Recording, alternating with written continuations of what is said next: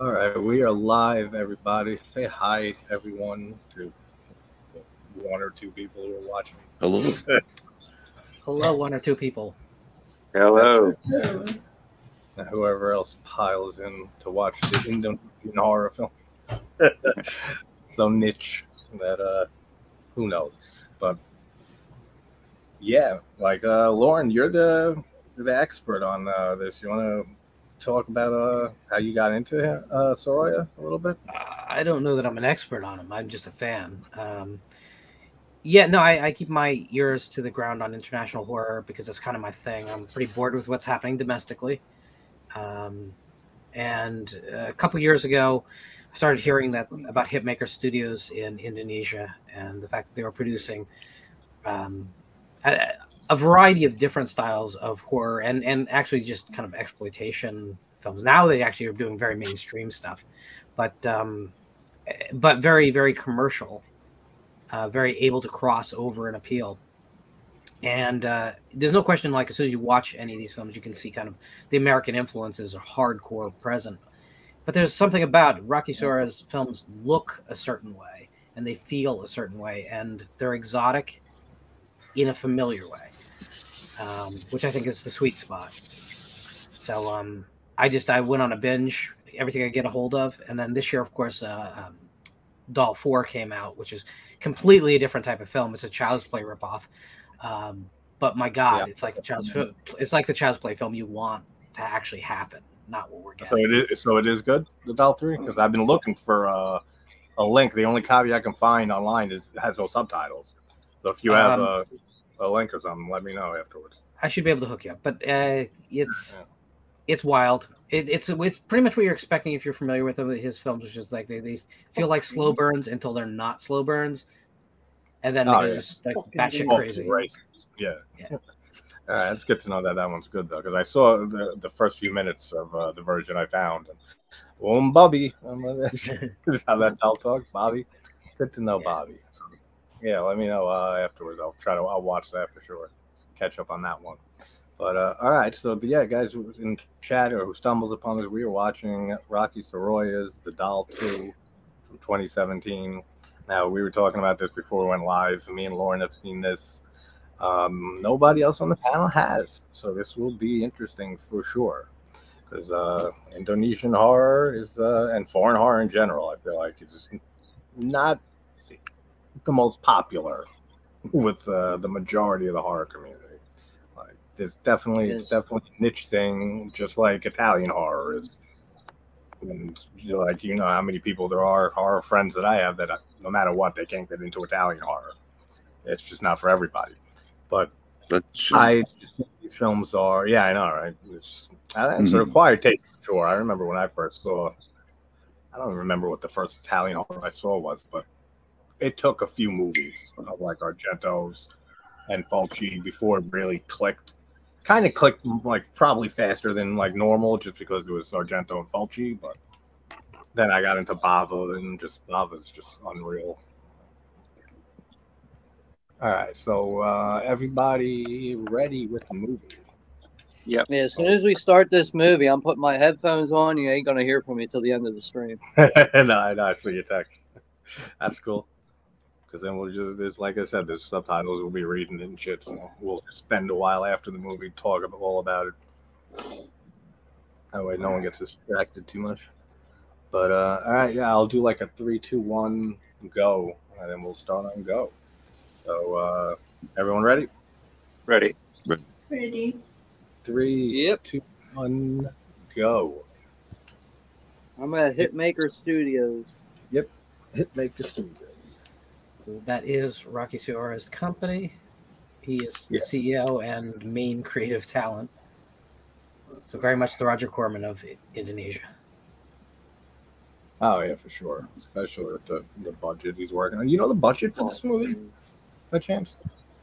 I don't know even how we tabulate it because I don't know what the exchange rate looks like. You know. Yeah, because that's one thing with his movies is that they don't look as cheap as you would think. Like they look fairly decent budgeted.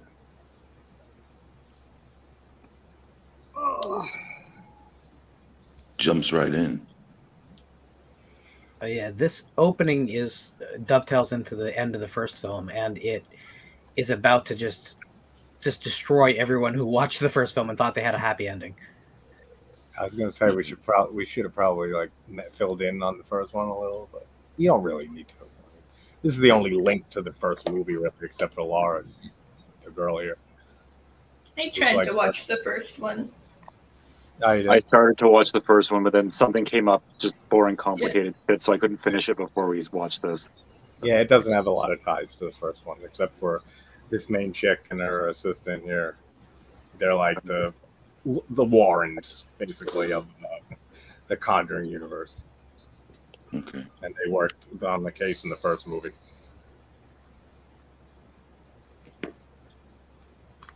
I love the makeup in this movie.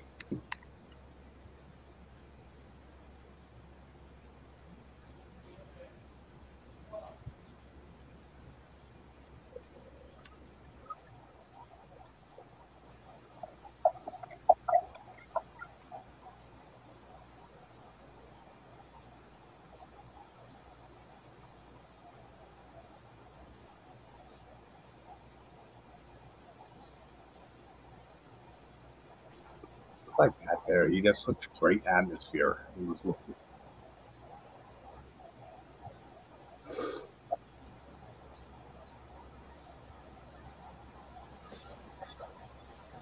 There's also just an incredible trust to the audience, which is very different from American cinema right now. They don't feel like they need to hold your hand on this.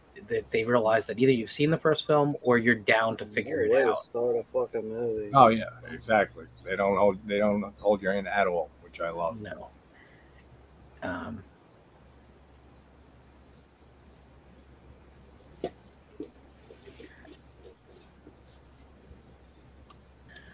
Also, I just want to point out that everyone who thinks that everything coming out of Asia as a continent must look like J-horror, this film will just destroy that perception.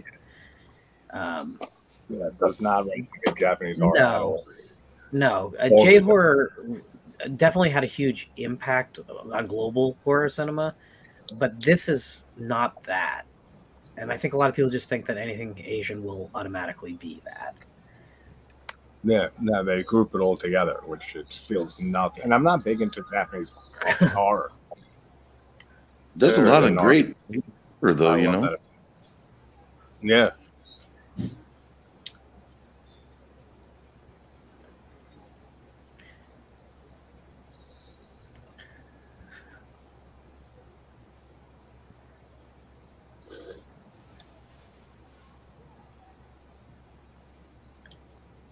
I guess we should probably mention that that's another big difference. Indonesia is a very progressive Islamic nation, generally speaking.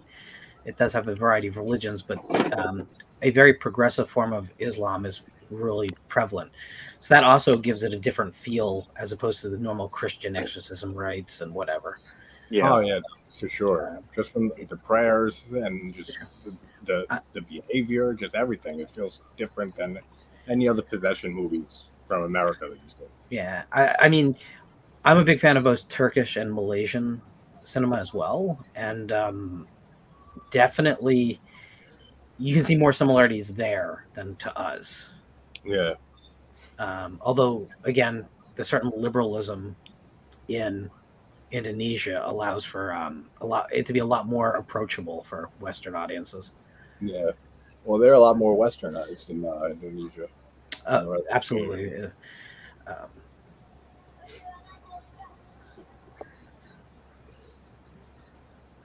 That hurts right there. She breaks her neck.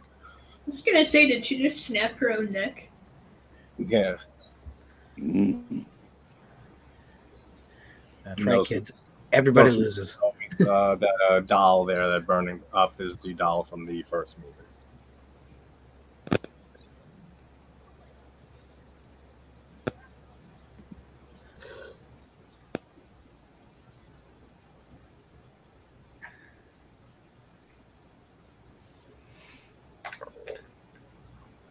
Awesome image.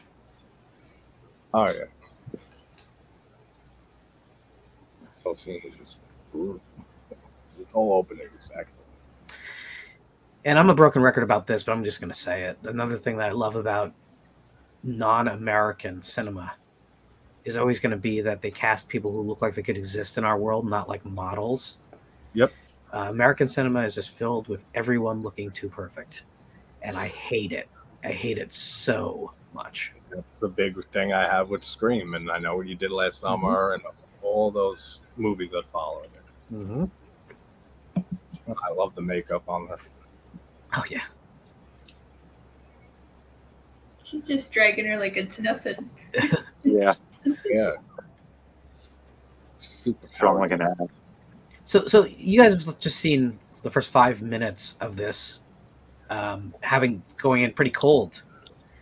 How is this not something that the horror community talks about? This is what drives me nuts. It's like, it blows my mind. It does.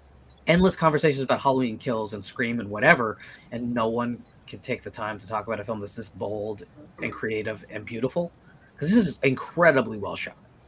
Oh, it's amazingly shot. Mm-hmm. Everything about this opening. See, now knowing that I do like Scream and I do like Halloween, I also do like exploring different avenues of horror as well. Well, that's a good thing.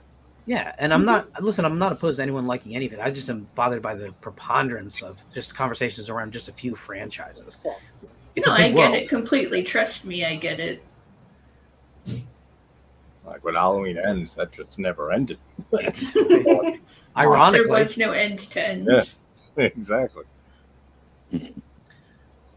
There was times that I had to like step away from certain channels because that's all they wanted to talk about. Yep. Absolutely. Now, I don't know a lot about foreign horror, but I did watch The Last Matinee. I have not seen it. And that one was absolutely beautiful. A lot of foreign horror is just real beautiful the way it's shot. But what an opening sequence that is. That's so... it's a gut punch. Yeah, so I mean, the basic concept there is, okay, so you thought you defeated the evil, but guess what? The evil got revenge instantaneously. Oh, yeah. It's like her freaking daughter. Yeah. So I got a problem here. Why? What's up? I got really bad snow and sleet, and I think it's fucking with my connection, and I'm stuck at 6:31. So you're 2 minutes behind us. All right, so we'll want to hit pause, people. We'll wait for Sean to catch up. We can I talk don't know about. if this is gonna load though. It should have loaded by now. Are we pausing? Not looking good.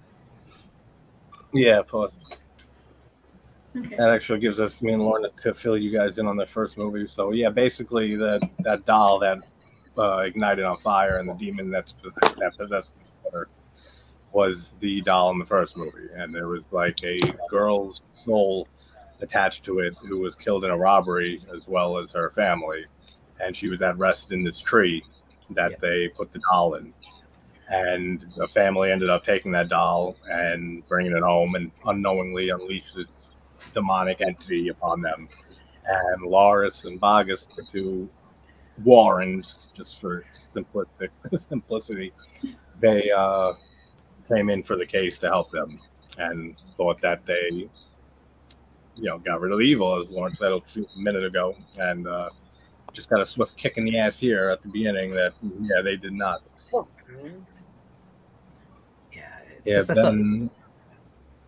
I'm not gonna lie to you, I like that it went right into the action. It didn't have to like build up, it just went right in.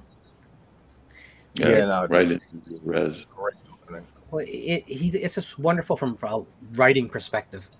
What it does here is it sets the stakes really high and then lets the movie tell its new story and ramp back up, and it's going to hit that fever pitch again.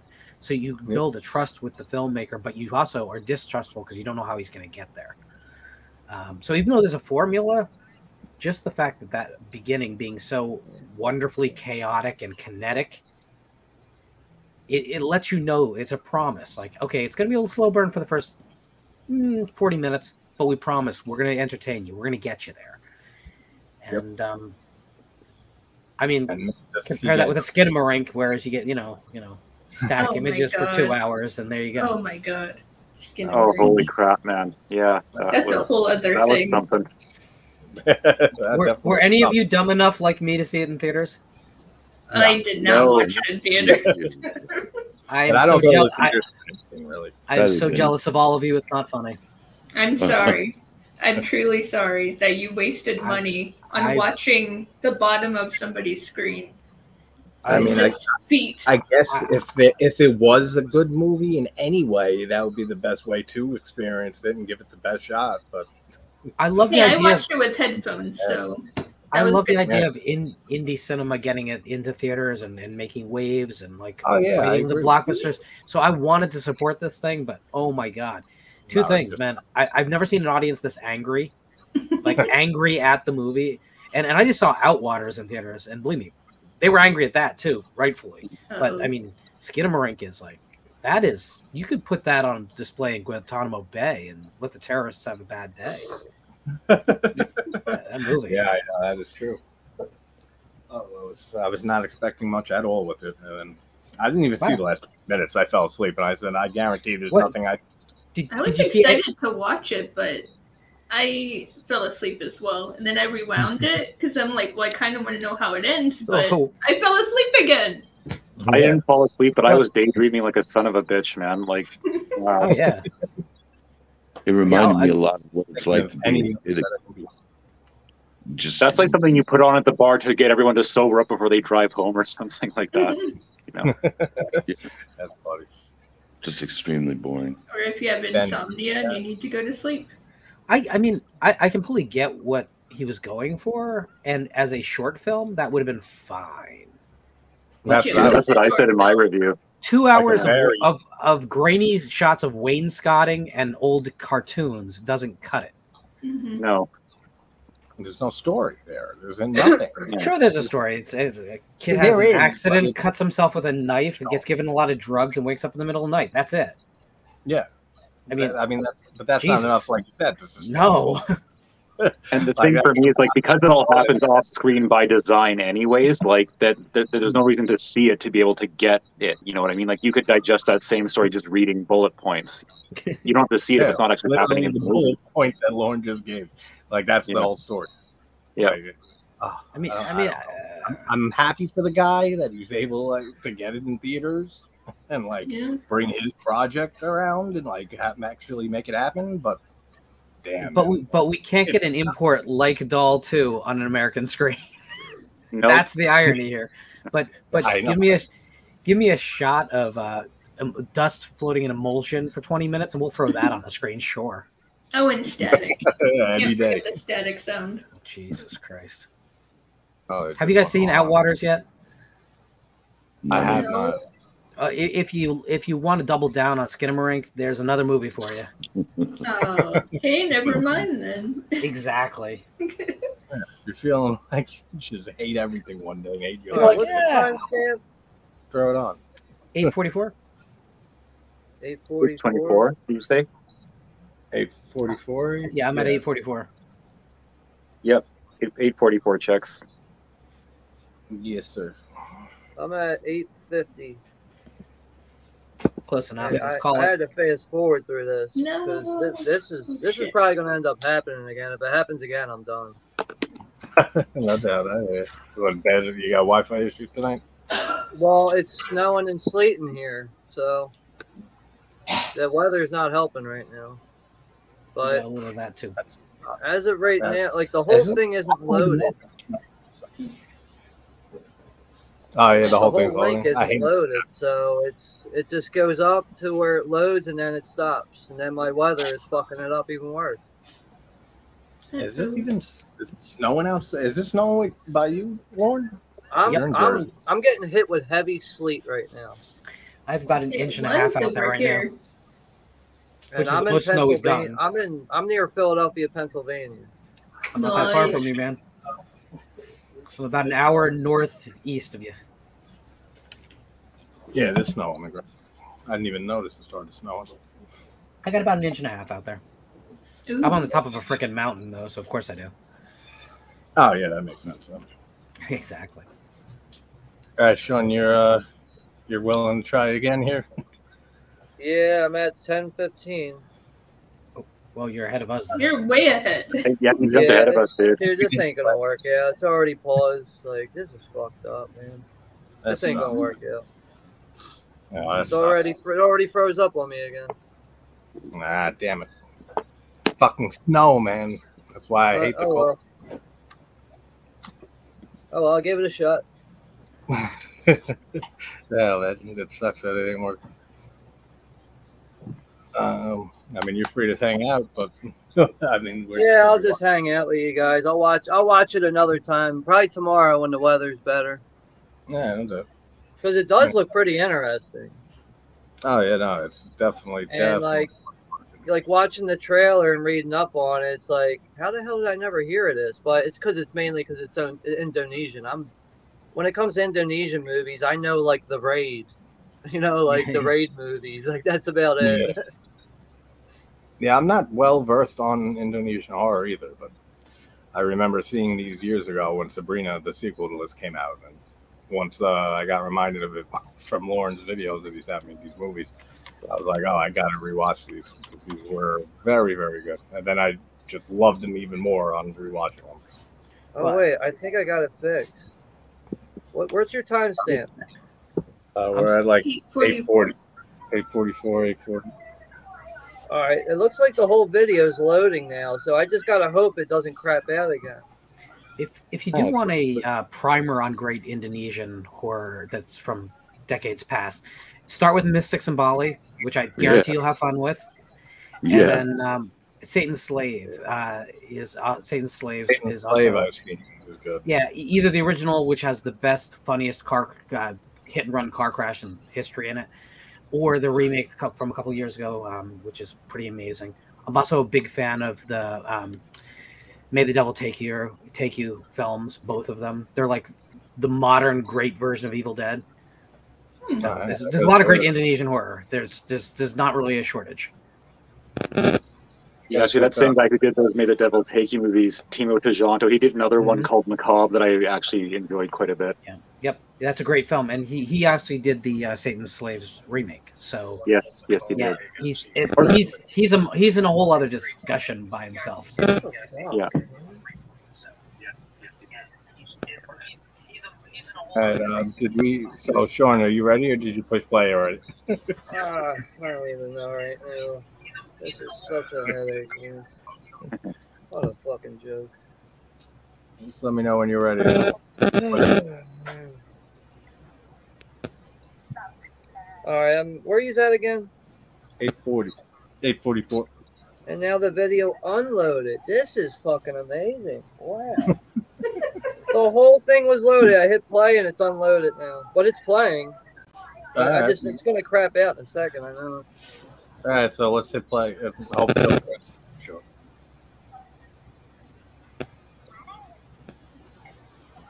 I'm already lost on what's going on.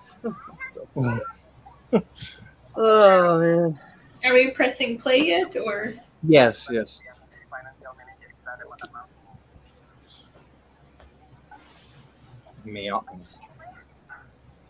I'm gonna watch this later. I'm already lost. 10 minutes in, no idea what's going on. That's all right, buddy. It'll probably be a pain in the ass with the weather too.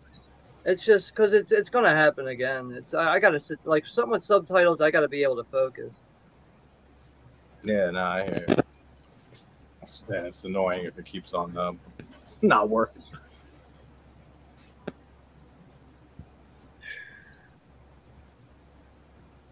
Sabrina. It's a creepy friggin' doll too. Like much creepier than Annabelle, in my opinion. Yeah.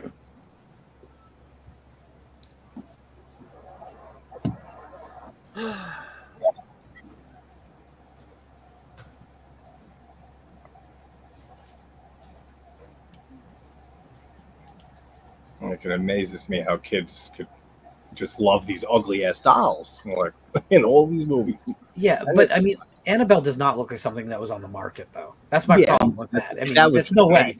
Creepy as shit for the movie. Yeah, like no one's buying that doll for their kid. That's why they had to design the creepier doll. Sabrina is scary looking, but it's not. Yeah, it's not impossible. I could see that, right? Yeah, absolutely. We got 2 people in the chat. Yeah, Hatchet Boys. What's up, Hatchet Boys? And Ben is in here.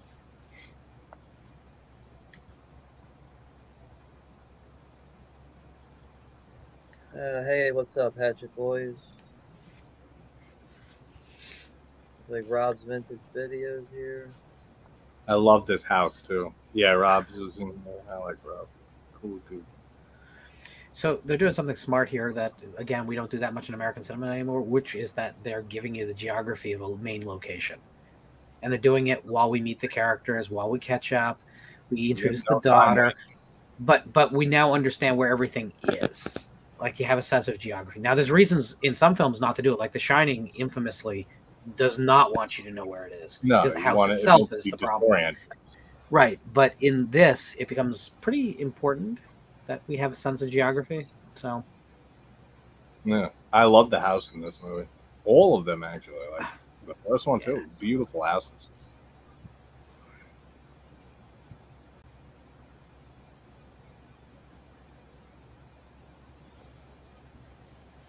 Now, Loris and Bogus, right? Are they married, or he's just her assistant? Because she's married to someone else in Sabrina. Yeah. It's a little bit tough to tell because they don't state it outright. Yeah.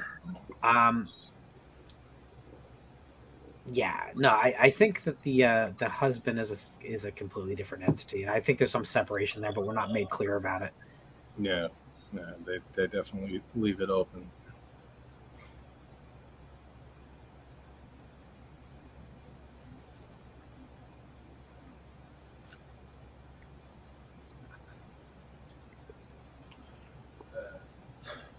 Hell, their garage is nicer than my house. Dude, I'm saying this house is gorgeous. It's got paintings in it. Exactly. Yeah, right. I've never felt more like an ugly American than right this moment. Right. I have like rusted like garden tools on my walls. Right. Yeah, paintings all over the place.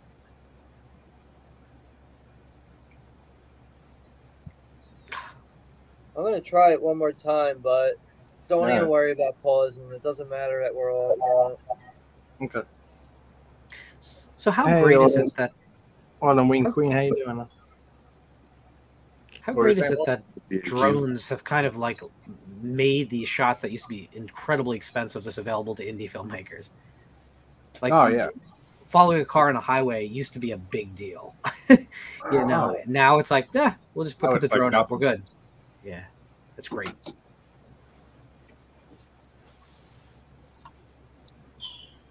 Oh, shit.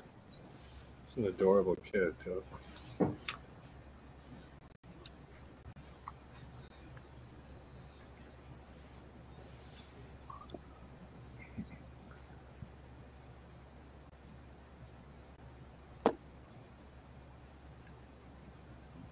Uh-oh.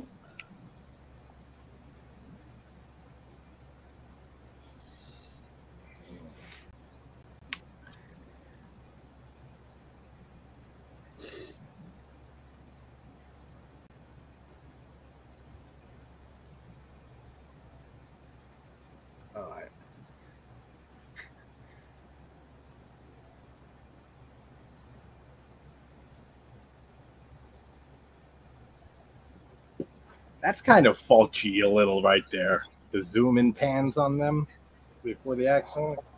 That always reminds me of faulty. Like this quick pan in on especially the eye.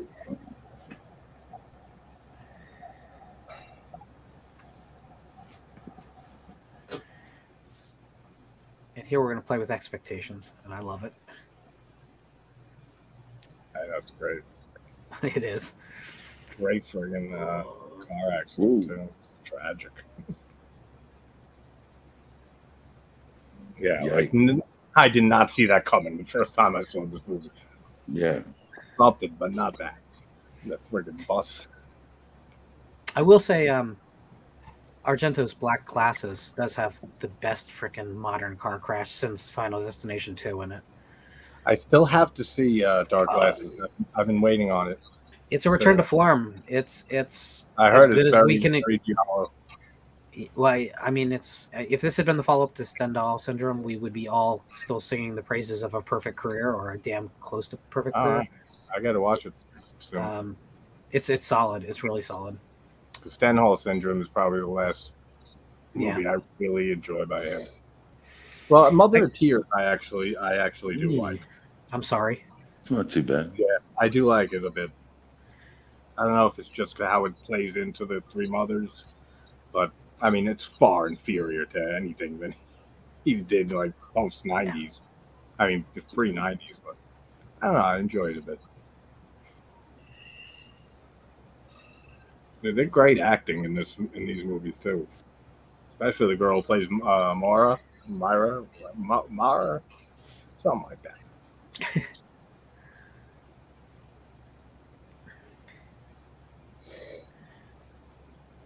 That sucks. It's like, well, I'd rather be me or the wife, you know, instead of a freaking kid like that. Yeah, I don't really like children, so we're fine.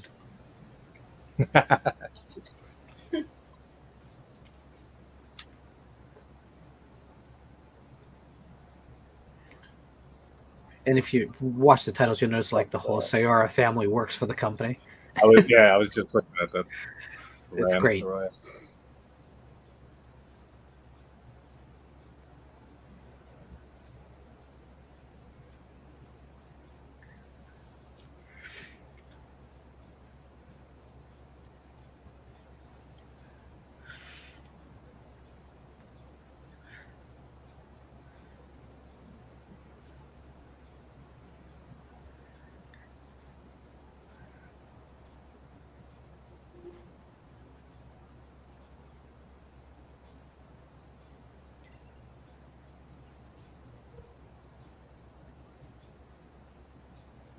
Such a beautiful country too.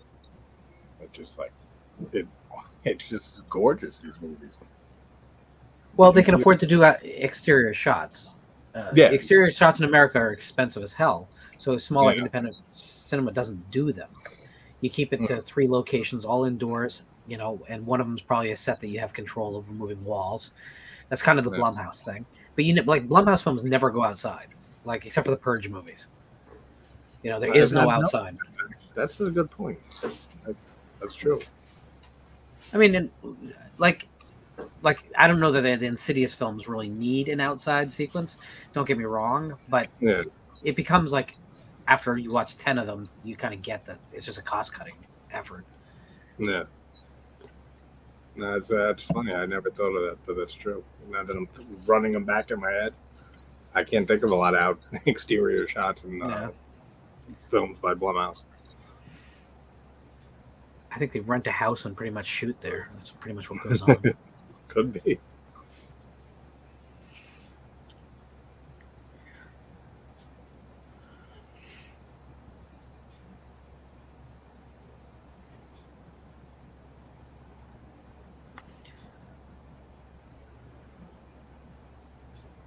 Now, I'm absolutely confused about why Hello Kitty has been allowed to be in this film, because they're in the late 90s or early 2000s. There was a film called "There's a Secret in My Soup," where the Hello Kitty company absolutely sued the shit out of the production company for including Hello Kitty without permission.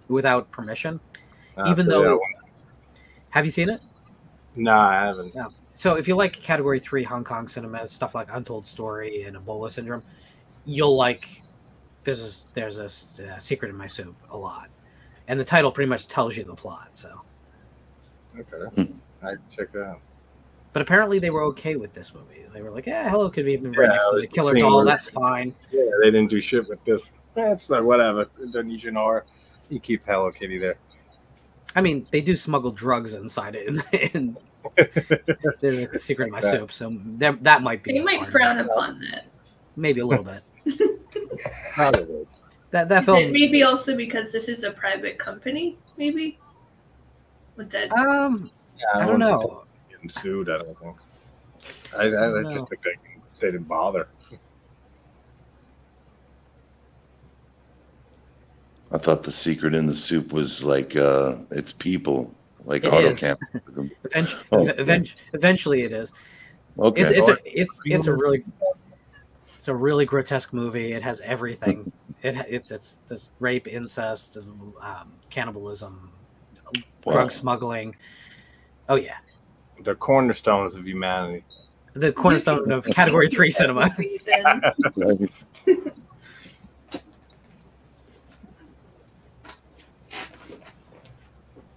And by the way, can we just talk? I mean, do all of us love physical media, right? Oh yeah. Mm-hmm. Oh, yeah. Right. So where's the companies getting us our Indonesian and our Turkish and our Malaysian cinema? Like Macabro. Yeah. What? I mean, they'll do classic, but they don't stay up to date, right? Probably not. Not like, I mean, they probably just don't have the ability to obtain the rights of the newer movies. Yeah, but I think that's also a big mistake, though, because I think that the people who are into these movies would buy them instantaneously, sight unseen in many cases. For sure. Yeah. I mean, look at just. I mean, I think we'll get there, maybe, but I mean, look at how Arrow and Scream Factory and stuff have started re-releasing all the 80s slashers, the lesser known ones that up until like 7-8 years ago, you didn't hear people talking about like Blood Rage and The Mutilator and stuff like that. Like, unless you were like a hardcore slasher fan, like I was growing up. Like, those were movies that were not heard of or talked about unless people who remembered them until Arrow and Scream Factory and stuff started releasing them. So, I mean, at least they're doing good things for that. So maybe some company will branch out and start releasing some great foreign films. But who knows how far out we are with that happening. Well, I know Criterion released Parasite, but that got awards and such, so I guess it doesn't really... yeah, I know what you mean, yeah. These aren't winning any awards. That's for sure. Yeah. Vincent did Ebola Syndrome and Unearthed, The Untold Story. But these are all older films, so... Yeah. Basically, if it has Anthony Wong in it, there's a good chance it'll get an American release because he's awesome. But right. Although I'm still waiting on Taxi Hunter, I can't retire my VCD from Hong Kong yet. So yeah, that's like me again. I did. I went for a little bit. So. Yeah, I went to 9.29, and that was it. So I mean, I'll just hang out with you guys, I guess. All right, cool.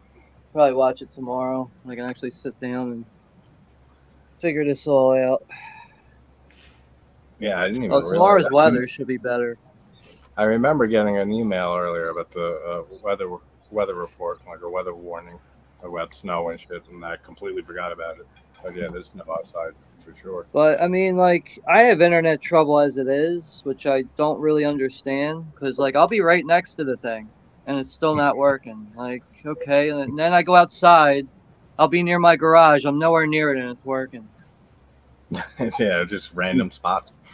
Yeah, so it's internet here is a disaster all the time. All right, Hatchet boys, thanks for hopping in for a little bit.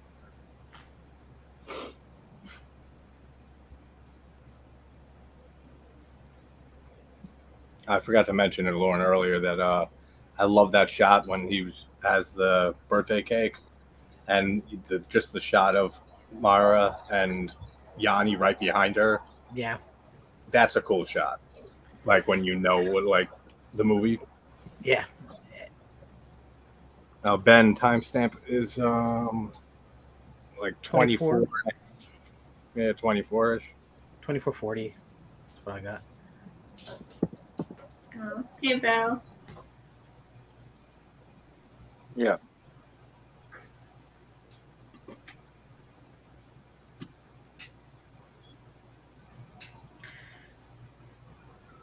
Hey, Val. How you doing, Val? Thanks for hopping in. Val. I'm feeling like I don't own a curtain. I'll never own a curtain that large in my life.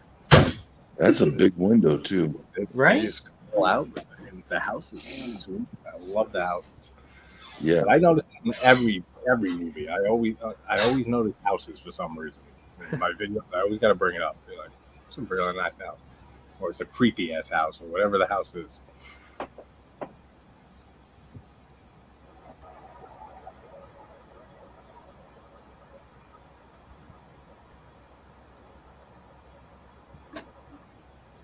I love the fact that he like has to explain like 7 things to explain everything that she just experienced, but he has an excuse ready for all of them.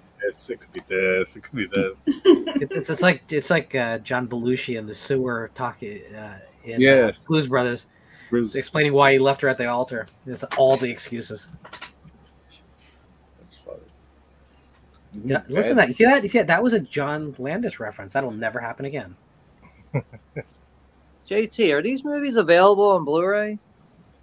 I'm not sure. Lorne might not. No, they're not. No, because what are they? Netflix movies? The first one wasn't Lorne, right? It wasn't, and the second one was Sabrina, the first Netflix original. I think Sabrina was the first Netflix. I think all the other ones are Amazon as the streaming partner. Oh yeah, it's a streaming thing. Then we'll never get legit movies for them. It's like, look at The Empty Man. That movie still doesn't have a release, right? Call Disney. It does. There's an Australian DVD if you want to do it. But Disney. Call Disney to get the same answer. Well, Empty Man was a 20th. Yeah, Empty Man was a 20th Century Fox production that got abandoned during the sale. But the good news is, no one put scissors to it. That film did not end up going through some like arbitrary cut. We got the full movie. He got his final cut. Yeah. Unfortunately, it. You know, I went to see it in theaters during COVID, but not many other people did. I think if it had bucked the trend enough, maybe Disney would have done it, but they just don't want to know that movie. That's the problem. Modern fucking horror classic, but they don't want to know it. That's a shame, because that's one of the best horror films I've seen in 20 years, maybe. At least that decade, if not more. At least domestically, yeah. That cold open is one of the best cold opens I've seen. I feel like I need to see it again. Yeah, you definitely. We'll do a watch or something of that, because I love that movie. Yeah, no, it's on my top 25 of all time list. So. Yeah, resend me your list afterwards that you put in the group on Twitter. I was looking for it the other day. I wanted to relook at it again. But yeah, it's amazing. You have to, like, that movie has. Oh, it's so criminal how that movie is not known or talked about or anything. Well, I mean, the trailer didn't do it any favors because it made it look like it was like a bye man. Yeah, a supernatural slasher thing, which it's so much more than that. Oh yeah. One of my favorite moments in cinema history is just when he's spying on the cult from across the river, and then they just all stop, and he's just like, "Oh fuck no!" Yeah, it just leaves and runs off. Because it's like what we all want people to do in horror movies, but no one ever does. Love it. Love it. Until Nope came around this year or last year. I like Nope. It's not perfect, but I like it. It was different.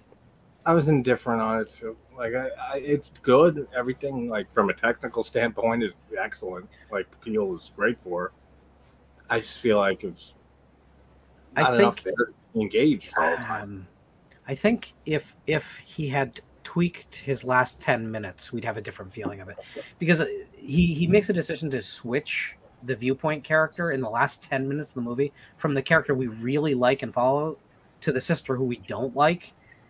Yeah. And that is a criminally bad move. But I like the film. I mean, the film is about something, and I always appreciate when horror is about something. Yeah. Believe it or not, I liked Angel. Which one? Angel. It was the one that worked at the store or whatever. Yeah, everything like that you'd expect from Peele on a third movie. Like, everything was excellent. It just didn't hit for me for some reason. The first time and on my rewatch of it.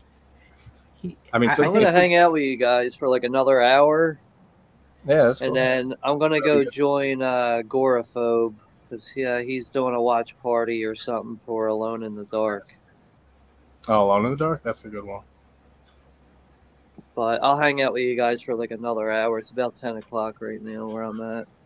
I'm waiting to hear back from Jack Shoulder to come on the channel, director of Alone in the Dark, Wishmaster 2, Nightmare on Elm Street 2. So he said message him on first, and we'll set a time and date. Yeah, I'm definitely looking forward to that. Yeah, no, it'll be cool. Gareth had him on a few months back, and that was a good interview. So I'm looking forward to talking to him. So that'll probably be like an hour long. Yeah, probably. Yeah, same as most of the people I've had on. Excuse me for a moment, guys. Mm-hmm.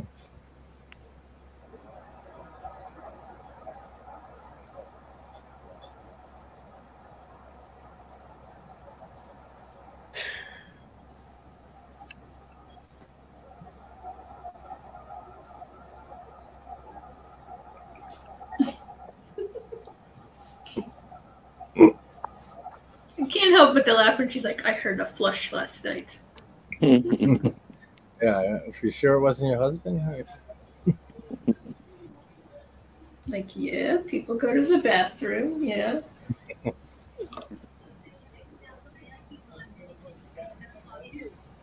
Yeah.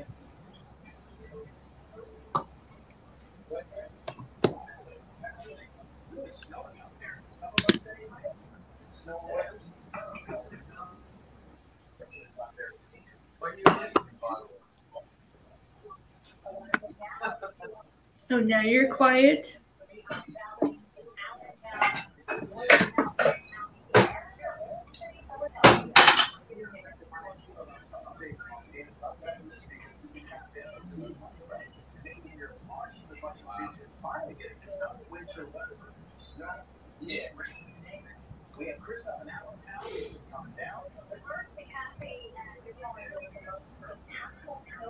Anytime someone says we should summon the spirit of something, never a good idea.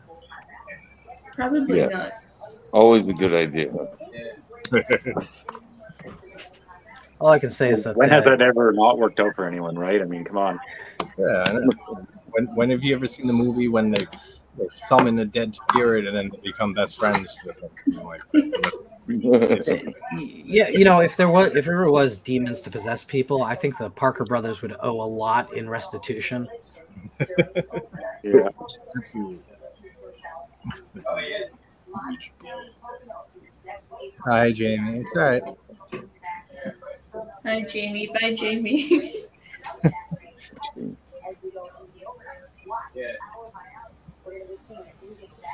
Learn about it online. Yeah.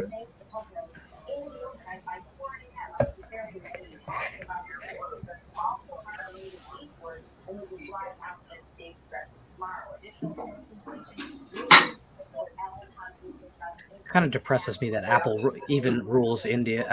Indonesia. I was just looking at that for the Apple product.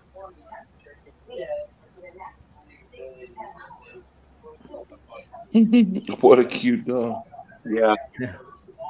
You know, I think it needs bigger eyes. That's the problem. Yeah. I think it's just popping. It doesn't kind of look like a fucking space alien already.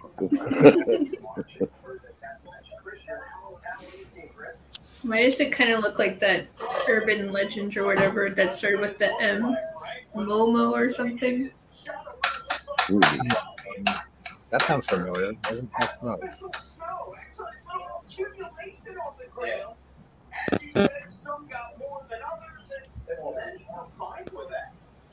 And like, guys, what a beautiful, cute doll. Like, literally every doll behind that doll is cuter than literally every doll.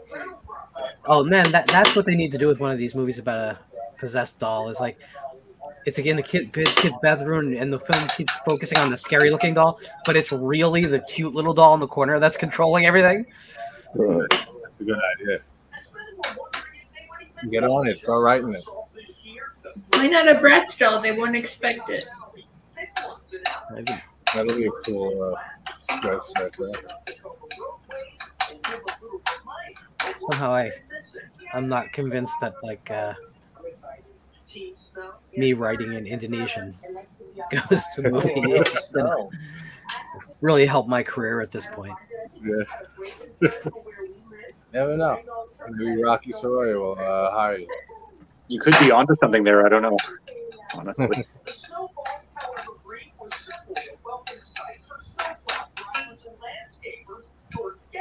I even like this scene, how they do that, like with the little xylophone, like the summon.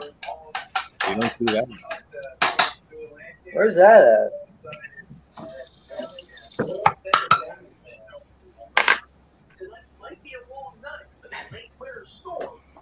Scariest laundry ever.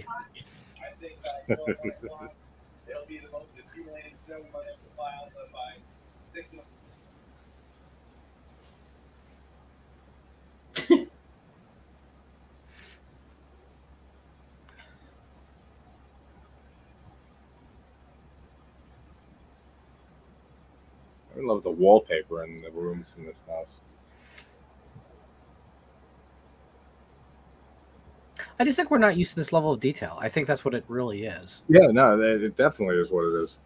It even reminds me a little of, like, you know, like how Argento's early films, like his Animal Trilogy and stuff before Suspiria, when he got big with the colored lighting, like he was always big with the patterned wallpaper and patterned flooring and stuff like that.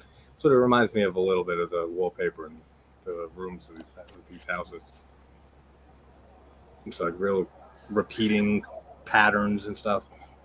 Yeah, and the constant focus on depth is fascinating because, again, everything in like a typical like Blumhouse or whatever is film is very flat.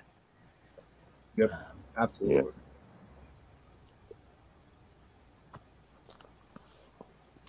Now, I just want to say this because I'm always accused of liking old, obscure, independent, and foreign. Right? That's what people think my brand is. But I don't think that everything in any of those categories is great. This horrible shit coming out of Indonesia and India and horrible stuff Turkey in every country and every genre. But the point is, like, when I'm not going to just swallow homegrown shit if there's great stuff from elsewhere that a little bit of research will lead to. That's the thing, is most people don't want to research things for themselves nowadays. But it's the golden age of this stuff because you can find it now. Yeah. Like back when I was a kid, okay? When I was a 20-year-old horror fan wanting to get into obscure cinema, back in the days when you couldn't even get some stuff that today is not obscure at all. You had to find some tape trader working out of a convention. You had to send him a check through the mail and he'd send it to you. It was like the spine would be written, the VHS spine would be written in his handwriting. It was taken off of a copy off of a Japanese Laserdisc, okay? Today, you can pretty much just Google, find out what streaming service has it, join it for a free 30-month trial, and then quit at the end of the trial, and it costs you nothing to get almost any film ever. This is the golden age. This is when we don't need to be terribly creative to find the good stuff. Yeah, and people still don't research for themselves and find better stuff out there, or just look to see if they possibly like the stuff, different stuff out there. You're always going to stumble upon shit movies, but I mean the good stuff is just so good, and that is such a great scene right there. So creepy with Kayla's ghost behind her and then hanging on the wall in the background, like all very well done. She just wanted to help shampoo her hair. That's all. Well, to be fair, so did I. The Grudge, obviously. That definitely gave Grudge vibes. Yeah. Oh yeah. I was never a fan of the Grudge. Have you seen the TV movies? The first two Ju-on TV movies, not the theatricals. No, I just saw the original. Those are the best versions of Ju-on, by far. Yeah, search those out; they're great. I think they're only available on the box set, but search them out; they're great. All right, yeah, I'll check them out. Yeah, that was when I old bootlegs, but never got into the Grudge movie, so yeah, I'll check those out. Maybe that'll change my opinion on them. It seems like the premise of it. I just think the further they've gone on, they've really run out of steam, but they keep making movies, which is not a new thing anywhere in the world. But the two TV movies of the Ju-on films are really very good. The theatrical remakes of the Japanese theatrical remakes are fine, but if you've seen the original, you're kind of like, it's this again? Exactly? Why didn't they just, I don't know, release the TV movies to theaters then? And then the American films are kind of just flat to me. They're not horrible, but they're flat. Yeah, I like. You have to take better. You like Ringu better or the American remake? I'm sorry, can you repeat that? What do you like better, Ringu or the remake, the American remake? Are you fucking kidding me? No, so because I know many people like the remake better. Well, they're wrong, but that they are entitled to their wrong opinion. That's true. Yeah, no, Ringu is a stone cold classic. That's on my top 25 films of all time too. And I love Ringu Zero Birthday almost as much. I saw that once. Way so good. I gotta go through that whole series. It's a very like queasy movie that doesn't feel like it's absolute horror until its final 20 minutes, and then it becomes like ball-numbingly terrifying. I don't remember it. Zero. That trilogy, the Japanese trilogy, is great. Although when we say original, again, there was a TV movie adaptation of the Koji Suzuki novel before that, which is actually far more. It's truer to the novel. It's also grosser. Sadako is a hermaphrodite who was raped by her father. There's a whole lot of really grimy stuff that didn't make it into the theatrical version. I gotta check that out too. That's a little bit hard to find with subtitles, but it is out there. You can find fan subs of it. I agree with that, Ben. I did not think I was going to like that movie, and I did like that movie. I heard of it. That's what I'll probably do. I'll probably go back through both series and then watch that. Like cap it off. Yeah, well, there are new Sadako movies as well, but kind of the least said about them, the better. But there is no Samura to answer your overall question. In my world, there's only Sadako. Then I don't feel bad that I don't like the Rig movies.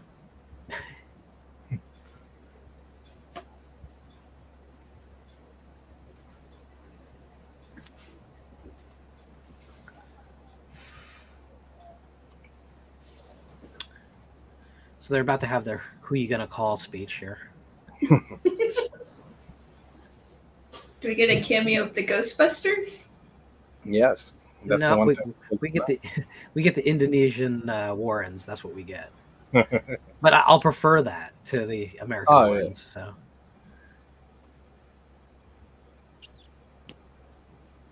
I love how she says, like, we forgot to pray. Seems like that would be a very integral thing to remember. You're summoning a spirit like this, and you got to pray afterwards. It's really only 2 steps. Do the summoning and then pray. And they forget that very important detail. Well, normally you put a little more thought into it, and I get scared at the end of the ritual. Doesn't mean you don't. They did not put thought into it. Well, to be fair, we all put our keys in the same place, and there's that one day we all lose them. So that is good.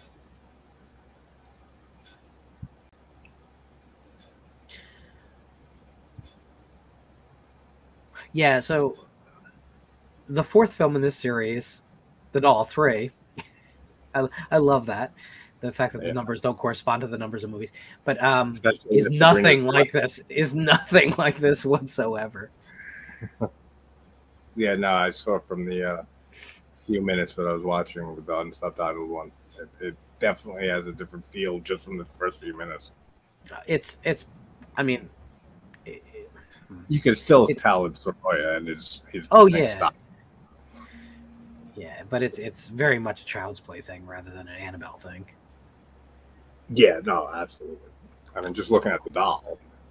How much? That's Chucky. How much would you pay for a Sabrina versus Annabelle film. That would be pretty cool, and I'm sure it'd be just the two dolls looking at each other. Yeah, exactly. They'd be doing nothing, and they could get the Skinamarink director to do that. It'd work. There you go. That'll be in his next masterpiece. Get some fake digital film grain, throw it over it. It'd be great. I still can't believe that movie. I still can't believe it's getting a sequel. Skinamarink 2. Sequel. Yeah, it's getting a sequel. That fucking insane. What are they even gonna do? Well, listen. We didn't get a 30-minute shot of the handrail on the stairs. We didn't get any. We didn't see the refrigerator at all. Yeah, that's a good point. There's so many features that we didn't stand on statically for 20 minutes. Maybe it'll answer where the doors went. I don't know. That's right. I can't believe that's getting a sequel. But, hey, good for him. I just don't. I'll never watch it. I won't be back. No. After that first one. Support indie horror. No. Yeah. That ship has sailed. Tried. That's just ridiculous. I mean, if that ship was sailing, I'm voting for the iceberg. Titanic color. It wasn't really even scary to begin with, like any of the. Nah, there's nothing there. That's why. Like it's I don't know. The point that every review that I've seen on that movie starts with the people parodying the movie and just putting static shots in the reviews and stuff like that. Just says it right there, just how ridiculous it is. I mean, I get the whole trying to create an atmosphere or whatever, but it got real old real fast. I think you were saying that shorter. I said it. A short film, like a short film. Yeah, much, like 5 minutes top. Yeah, like you could have gotten. You're saying you could have gotten that done in a Polaroid, right? Yeah. Very short. Here is my couch. Wasn't that scary? Yeah, exactly. And then just daddy. I will say, to be fair, I thought the scene with mom on the bed and the doctor jabbing the needle, but it's unclear what's happening. High point of the film. Unfortunately, I didn't need anything around it. I don't know, man. That was just a crazy release. And everything went into it. So this part of the movie, this part of the doll tube reminds me a lot of the Orphanage, with the kind of the playful supernatural childness, but it's evil. Yeah, like how it's not. Yeah, how she's not brutally attacking her or anything. Yeah. I do love that film too. The Orphanage is amazing. That is a cool shot though, with her hugging her from behind, grabbing her. Yeah.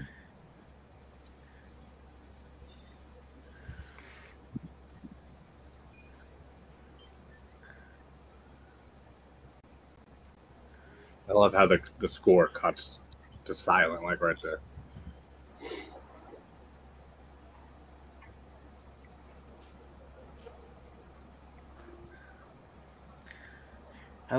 This is like a trope of Indonesian cinema that when you die, no matter how good you were, you ain't coming back good. You're pretty pissed to be dead. Yeah, that's right. They do touch upon that in one of these movies, I think. The first one, maybe? It's the first one. They have this speech about how death is the trauma of death itself is corrupting. Yeah. See, in an American film, you just have to find out what the ghost really wants and give it that thing, and then you're fine. After 45, 50 minutes of them doing pointless shit, like putting record players on and not photos around before they can get to the real haunting stuff. Oh, wait, it turns out her mom was mean to her. She just wanted her doll. It's all right. He just wants his machete. I fucking love Jason X so much. I love Jason X too. It's such an entertaining movie. How that film feels like the cry of Freed's death. Every moment of that film I love. It feels like that film is 15 minutes long every time I watch it because it just flies. Oh, it flies by. It's so entertaining. And you get a great look at Jason. Oh yeah. I love Uber Jason. And have you seen my Uber Jason? No. Oh, hold up. Is he gonna come back as Uber Jason? I don't know. Well, I saw him reaching into his pocket as he said, "Have you seen my Uber Jason?" And I was like, "No, I have not." But then I realized it was probably an action figure.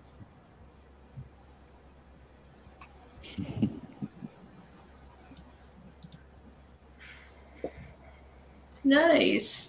Sweet. I have to build the rest of the eye and paint. Oh, was that hanging in the background in your Rocky Soraya video? Because maybe I have seen that. I saw one. I don't think he was there at that point. Yeah, I think it was part 4, Jason. Yeah.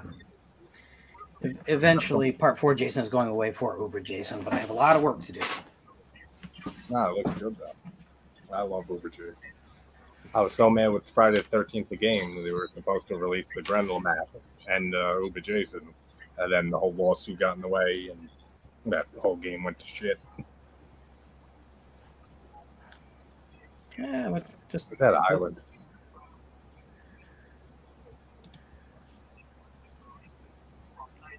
They go on a vacation in Sabrina also. Let's go on a vacation. This is this nice island destination called Matul. It'll work out fine.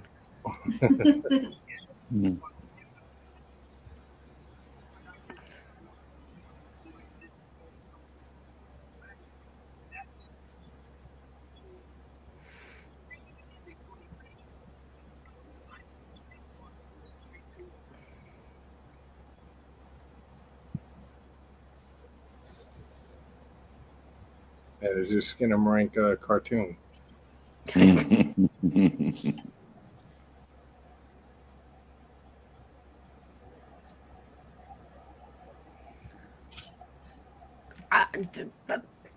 The coolest bathroom ever. Rock wall and bamboo roof. No, it's this whole Don't tell me they don't have a bidet. Every location in these movies is just gorgeous. I know there's New York apartments that aren't as large as that bathroom. Yeah, for sure. And there's so much money.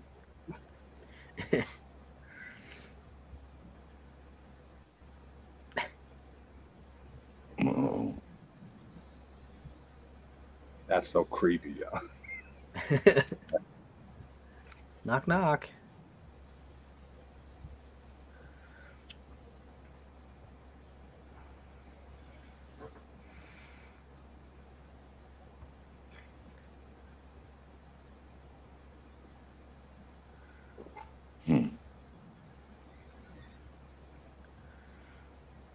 First instinct to go walking around looking for it.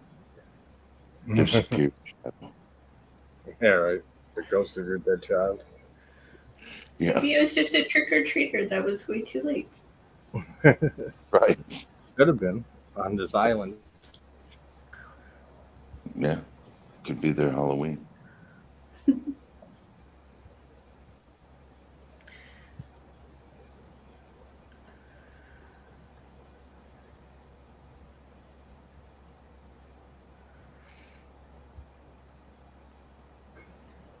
Even if I saw my own kid's ghost, I wouldn't be running after it looking like that. Like seeing how it like the looks of your demonic kid.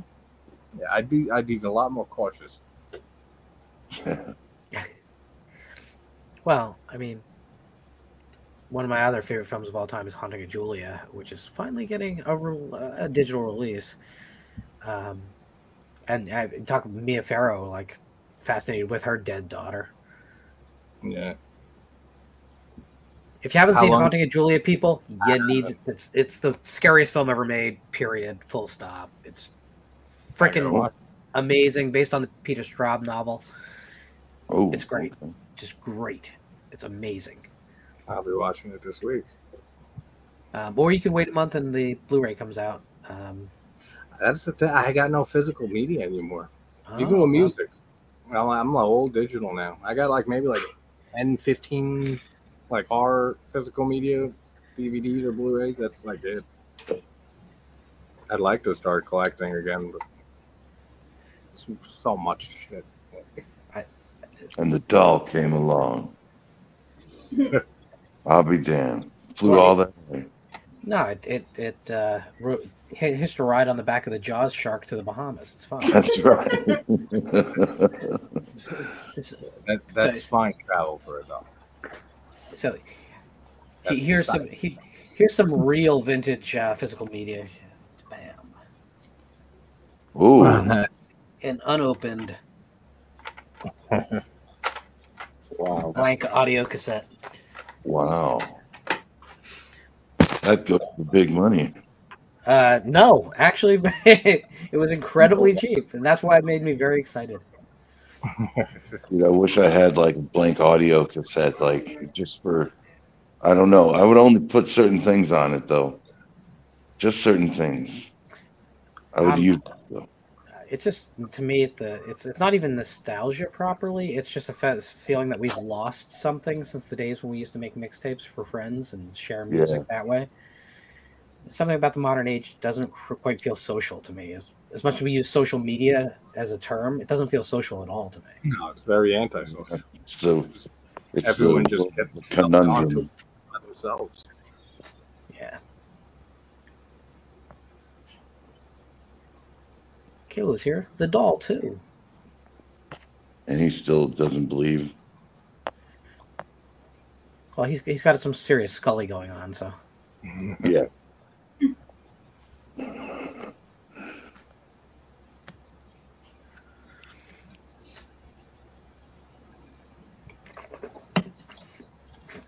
Now, Lorne, they never explained in Sabrina what happened to Aldo, right? Because at the end, no, in here, but yeah, you know what I mean. Like, yeah, they never go into that at all. No, just the actor wouldn't come back or couldn't come back, or they just recast and wrote that in. I mean, I really don't know what the Indonesian actor scene is like. I don't know if there's a lot of options. I don't know either. But you got to think these are pretty, substantial roles. These were big hits in theaters in Indonesia, all 4 films. So. Yeah. Oh yeah, I'm sure the actor, if he had, had the ability to come back, he would have came back.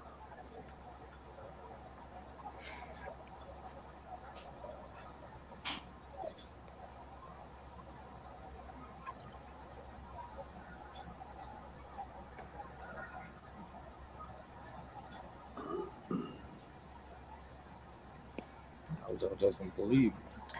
To be fair, like in all horror movies where like only one person is really seeing all the weird shit happen. Yeah. Don't you just kind of assume that no one's going to believe you? I mean, yeah, that's how it would always have to be like that because no one's believing that shit. I say that with the end of the whole, like the Child's Play movies, the whole supernatural like killers and stuff like that. We better like you're going away forever. Like that's right. the end. They never. Yeah, like if that's you why insist on it for more than one time and don't pass it off as a joke, you're going when in. Chris came out and they had what's her name? Fiona Dorff's character. When she actually went and got committed afterwards and got blamed for everything. I said, finally, there's a movie that like did that, showed that, because that's how every one of those movies should end. I always thought put your hands behind your back. I always thought the original Friday the 13th, like in the real world, Alice is so getting blamed for all that shit because they just do simple forensic. Like definitely killed Mrs. Voorhees. So why not the rest of them? All the slashers too. Yeah, that is like you got to keep the killer alive. Like subdue them, tie their ass up, throw them in the trunk, like do something. So that way, at least it's your word against theirs, and they're alive. If not, then you're getting blamed for all that. And we kind of know that the slashers don't talk a lot, so you're probably your word they got like not theirs. Yeah, so you're still kind of screwed. No, they definitely, brother. They definitely want to believe Alice because they'd be like, You know, this girl's delusional. She thinks that there's some boy living in the lake and everything. Like, she definitely did it. You know? Kind of like she got herself there in the hospital with that. The boy. There's no boy. You're under arrest. Yeah, don't worry. We'll get you all the care that you need. And this hospital room certainly isn't, you know, the guest room in the Cunningham house. It looks completely like a hospital. I promise you. Yeah, I know, right? I love that movie, but God.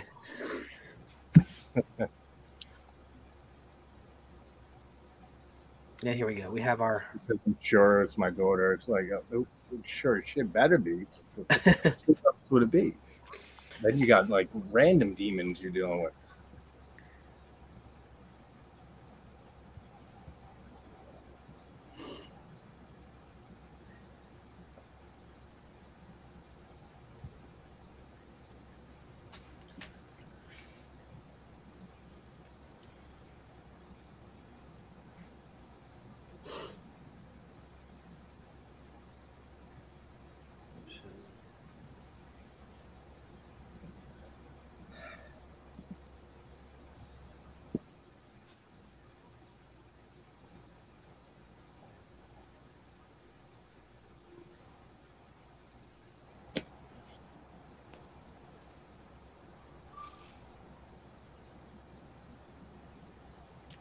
Look at the freaking candlesticks that they have. It's just everything. It's just beautiful inside. And it, of course, follows horror film logic, which is that no one ever has to go to work. Yeah. It's like the parents that are never there in so many horror movies.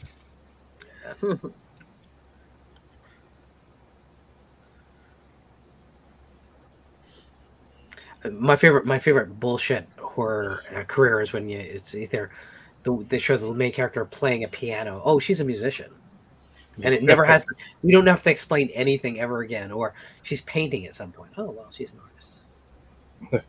That's why she can just sit at home all movie and have weird shit happen. Yeah, no, it's so ridiculous. It's such bad writing, but it's like we all accept it. Well, it's just because most people, we're so used to it, eating over our heads. So many movies. Mm-hmm. All right, guys, I'm gonna bounce off of here. Yeah, no, I feel bad, man. It's just not working. Dude, it's not your fault, man. No, it is, man. I came over. I snipped the Wi-Fi line. Fucking, it ain't working. No, it's not your fault. Like, you know, like I searched endlessly to find a link, and I found one, and I checked it, and everything. Like, yeah, but like everything worked, and then I didn't really consider the weather, because like a lot of times I'm usually pretty good with the weather, but tonight I can't get shit done, man. Yeah, I'm hoping that it start affecting mine like in the middle of the night. But yeah, if you're I guess if you're interested on, I think we're gonna do a watch party for Maniac Cop on March 15th. Yeah, for sure. It's a Wednesday. Yeah, that's cool. That'll work. So we'll probably do that around like 9 o'clock or something, and I'll keep you updated on that. And I got your other number or whatever saved in my phone. The text now. All right, cool.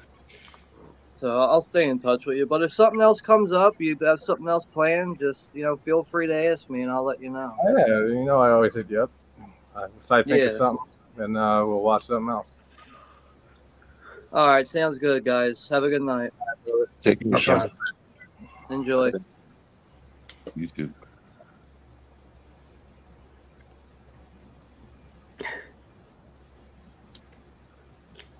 I think you should definitely play the Ghosts game. That seems like a good idea. That's the only real option. It's fun out. The Ghosts never want you just to go to the grocery store and pick out laundry detergent or something, They always want to play some creepy kids game. Yeah, hide and seek, tag. It's like, we're already being haunted by you. I ain't running around this house like a lunatic looking for you. I think I stumbled upon something for the 26th there. It's probably pretty obvious. No, yeah, the number. Yeah. Let's But see. it's cool.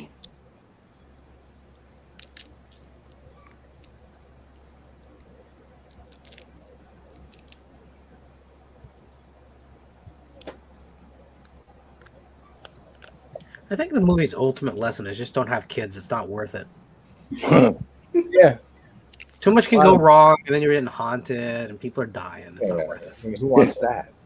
Yeah. Especially in Indonesia, where they haunt the dolls that you got laying around. Well, lucky they had a doll, right? I mean, it could be like, hey, that dresser drawer is possessed now. Yeah, I know. Kill the sofa. Kill the pinata. All those stupid movies.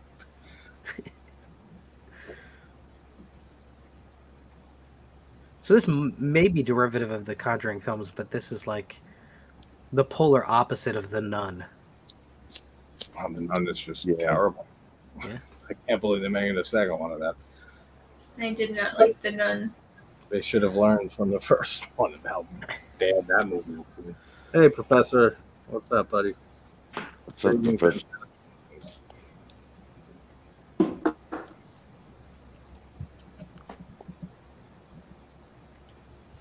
I'll be right back, guys. I'm grabbing a drink. All right. All right.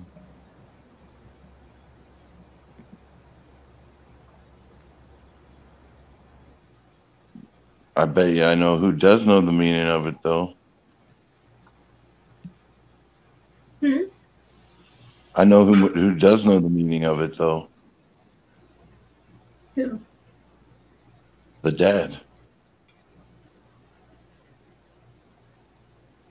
Sounds like a safe bet. Mm-hmm.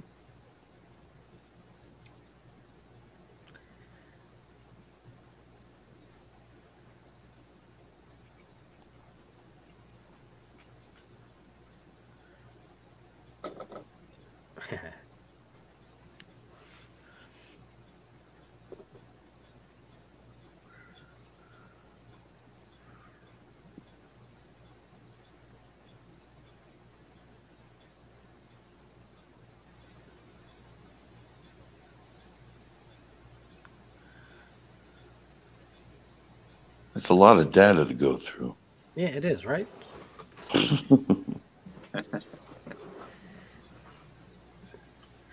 I will tell you, though, Kayla actually kept her room pretty clean, right?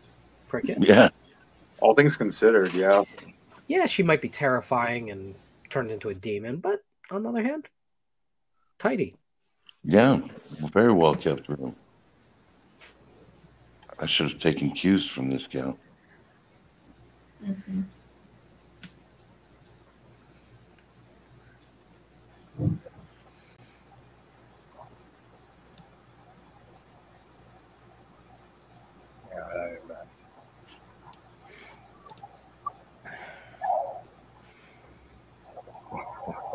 Yeah, Professor.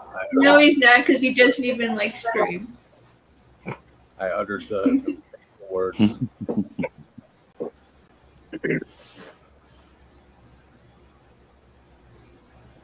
That's what the Scream sequel should do. They should pay Arnold Schwarzenegger to come in for a cameo and him say, "I'll be back," and it would defeat the whole movie. Right? Whole movie Be like just one guy who's allowed to say it no matter what. Right.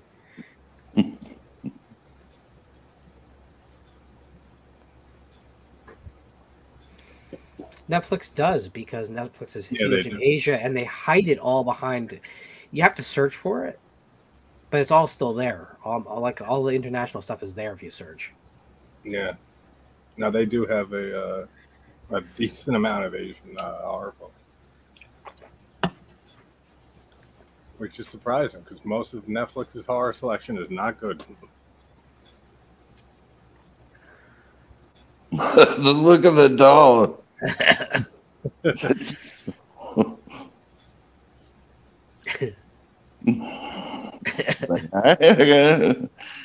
gotta see. Scaring the shit out of this poor woman. Yeah. there and just keep staring at this hideous, ugly doll that reminds you of your dead daughter. Now there's got to be some credibility to the. Whoa. Yeah, we just did the Phantom of the Opera business there. Mhm.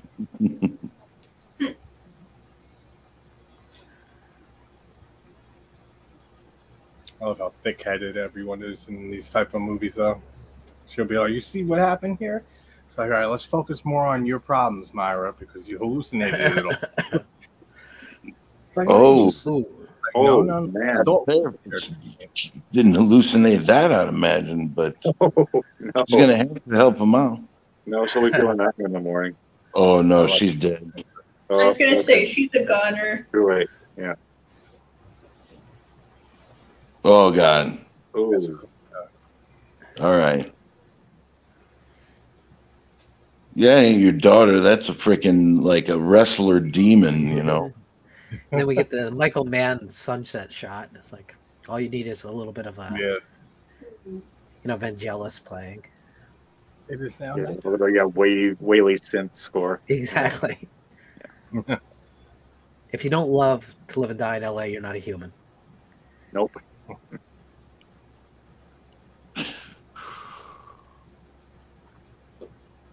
They're always still alive.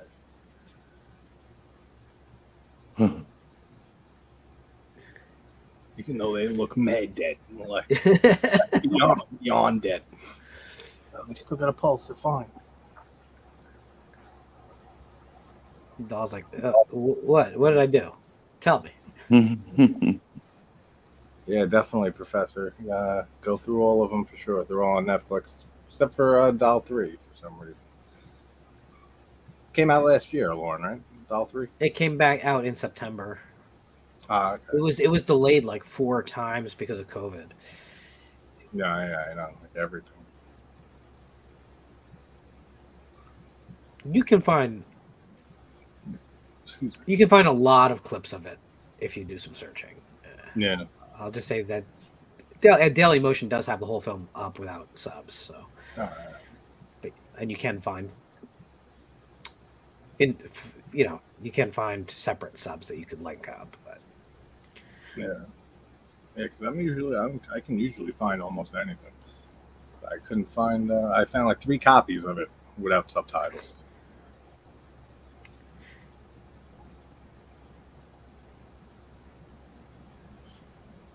I just have to find the jump drive I have it on. I'll hook you up. Yeah, cool. That's my big problem is I have like you can't exactly have like a track list written on the outside of a jump drive. You have to plug them all in and find out what's on that one.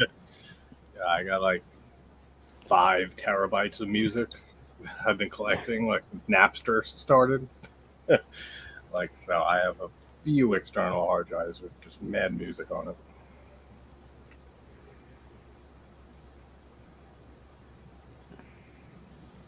I like the red lighting.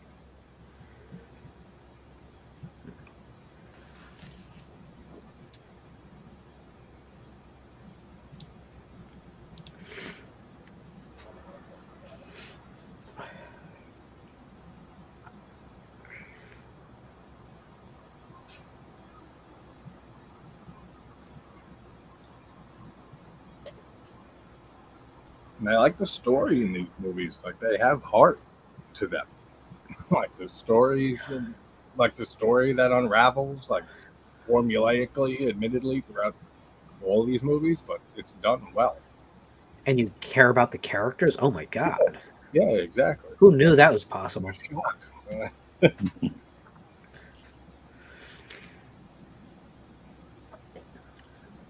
It's always the friggin' basement. That would be my first guess.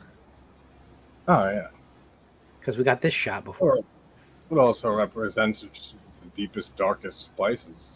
Yeah, makes sense thematically to be down there.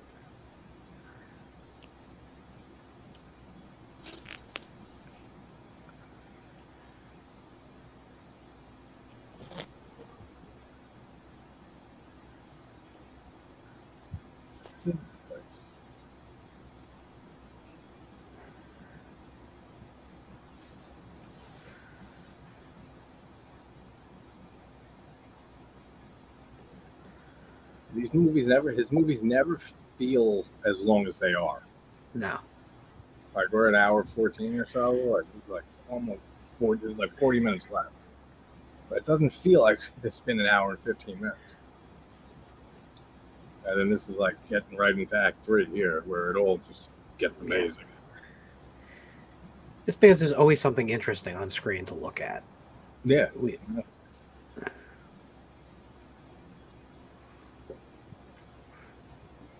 Lesson here, kids, is don't take dolls out of trees. It's a bad idea. Yeah. Leave it in the fucking tree. Yep. It's probably there for a good ass reason. Yeah, exactly. Especially when it has no eyes. Well, there's that. Black eye color.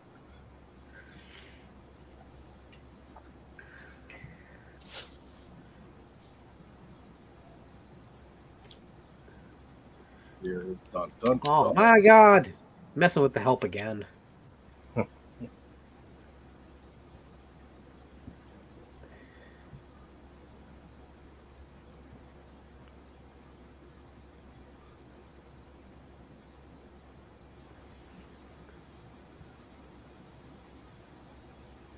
She's a great actress, man. Just what she says with her face right there. You see every emotion on her face. I want a spiral staircase in my house. I want that. Me too. And not because I'm a big Ethelina White fan. I just like a spiral staircase. Yeah. Really, that one. I had one when I was a kid. What happened to it? Well, we moved a lot, so I couldn't take it with me. I figured it didn't just like walk out of the house one day. Put that on the top of the car like a freaking Christmas tree and take it with you. I would. I wish. Right,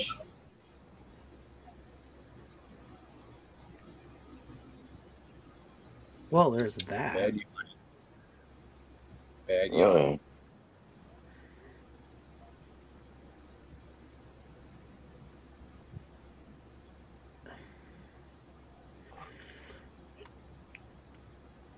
So this is like you hired like Eric Clapton's babysitter here. It's a bad idea.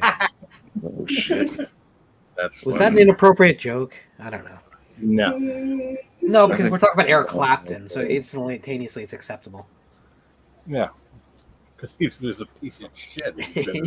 he's always been a piece of shit though. Yeah, his whole life. Yeah, he's always a woman beater, fucking drug addict, racist. But yeah, people loved him in about '93. They're like, that Unplugged album is so good. We'll forget all that other shit that he did. He wrote Tears in Heaven. I hate that song so much. I sold so many cassette singles of it back in the day. So awful.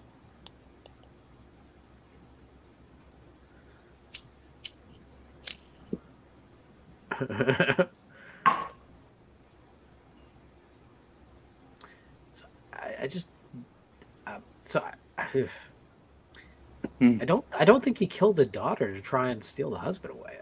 I don't know. It's not a good move. It's not a good look, right? Where does that go on the resume? I'll look after your daughter. I'll cook and clean, and I might commit murder. Yeah, and they'll be like, "You got the job on that last one."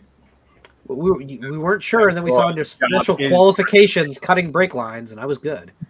Well, after all, the job is for being a hitman, so we meet all the qualifications. It's 2023. It's hit person. It's hit person.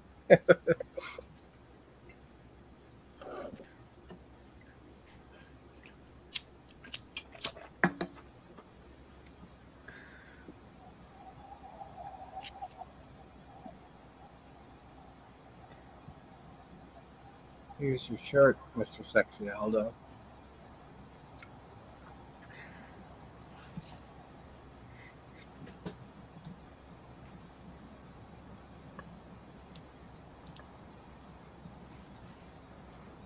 I mean, she's already on the payroll, right?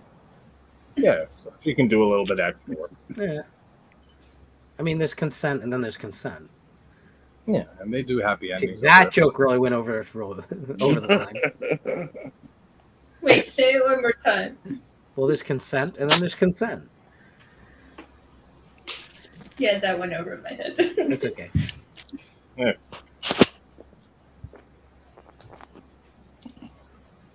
Yeah, the same dark sense of humor as me, Lorne. I feel like there's bad ways to tell jokes, but I don't think any subject matter should be off limits. No, not at all. Hey, you know I have dark sense of humor. It's just sometimes it doesn't register. Yeah, there's no topic for me. It's off limits. As long as you write a good joke. Yeah. Like you said, if it's a bad joke and it's offensive, then it's going to come off wrong. Well, that's not really a joke, right? You're just being an ass. Yeah, then you're just being a dick. Yeah. Oh, yeah. Yay, we're pregnant. This is going to end well.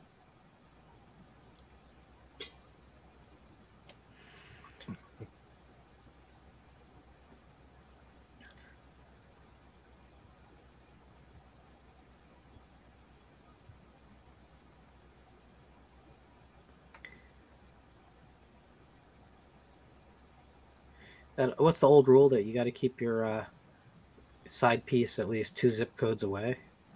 This guy did not understand that instruction. No, he didn't. He's like down the hall. They didn't have subtitles. So. And this is why this happened. Well, this is very much like Indian cinema, whereas usually at a certain point they stop the story to tell you what happened before the main before the narrative began. And that makes sense too, because I mean, basically everywhere except America, Indian cinema has basically taken over the entertainment landscape. America is very quickly losing its dominion. Plus, it's a nice little. I mean, you didn't really need all the exposition, but it's a nice way of calming things down before the third act here, the finale. Yeah, before everyone has to get some red on. Yeah. So you got to get all the women wearing white for the red stuff to really to fully shine. Yeah, that's what's got to happen here. The old rule is never have your victims wear green, right? Because it just shows up as brown. It looks like they're covered in shit. Yeah. I guess luckily I don't like to wear white then. You're safe then. Woohoo. See, that's a real Scream rule. That's why Tenebrae's ending works so well for me. Just that kill with the white wall. Oh, the arm spray. Yeah, it's so good. I mean, that's not how biology works, but I course still not. love it. I mean, you don't lop off a limb and it become a fountain, fucking geyser. Yeah, you're spray painting the wall, you're tagging. Tenebrae is very different, or color palette wise for Argento. There's so much white in it, and I really like that about it. Visually, that movie actually really informed the next 20 years of psycho cinema. Right up to the shots in Raising Cain that borrowed directly from it. Yeah, no, it's such a unique and great looking film. Yeah, I mean, we talked about Scream earlier. I mean, that's another thing, two killers providing the plot, not working in conjunction with each other, but that's the twist, right? Yeah. So, I think Tenebrae isn't in my top 5 Argento, but it's a great film.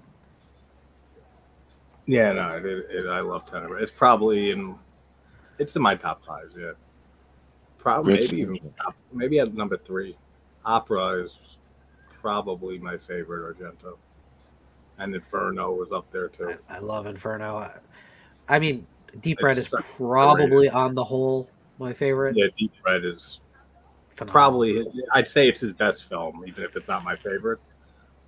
But it's still up in the top 3 for my favorite too. Have you watched Deep Red and Tenebrae, Suspiria, Inferno are all kind of tied. Have you watched House with Laughing Windows yet? No, not yet. I gotta see that. That's my favorite giallo of all time. Pupi Avati's House with Laughing Windows is so fucking good. When that come out? 76, I think. I gotta watch that too. Shameless put out in the UK put out a DVD, which everyone seems to source from. There's still no Blu-ray of it anywhere, which is a crime against humanity. Always seems like some of the best films that don't get Blu-ray releases or even releases at all. She's about to go out Fatal Attraction. Hide your bunny rabbits.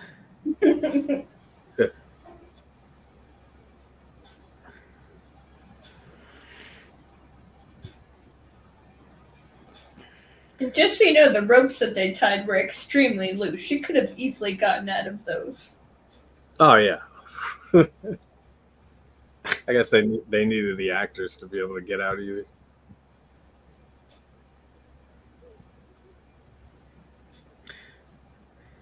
I like how Yanni's not even possessed yet, right? No, she's just pissed off. Pulling nuts on this bitch. She's Pencil tired foo. of being a side piece. I've washed and folded too much fucking laundry. I love that the pencil in the foot is the best. Yeah, That's pretty. even though you could tell this. Oh yeah, I don't care. It's fucking just awesome. from the angle of the leg, and you could tell like that bothers me a little bit. Yeah, but it still looks good. Whoa. That's not how you play golf, miss. It is where I'm from. You hit a ball and you stab yourself in the foot with a pencil because you don't want to be there anymore.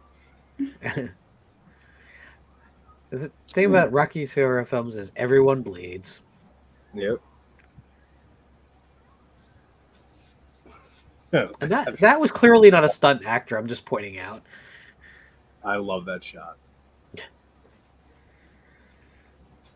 That looks like required chiropractic afterwards, because. Hey, Stevie. What's up, man? That's all right, buddy. I know you're moving and stuff, which is exciting and stressful.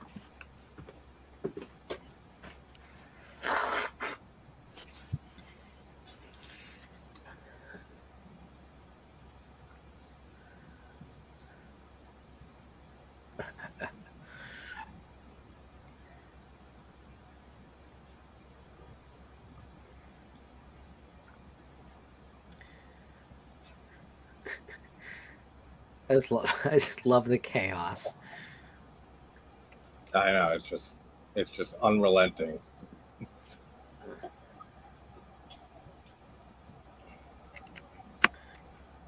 doesn't help that she's barefoot right now. Yeah, it doesn't seem like the room to be in, right? Mm-mm.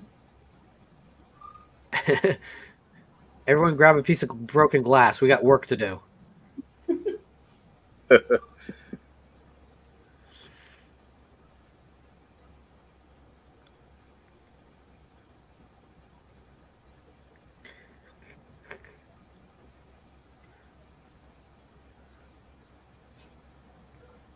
Ooh.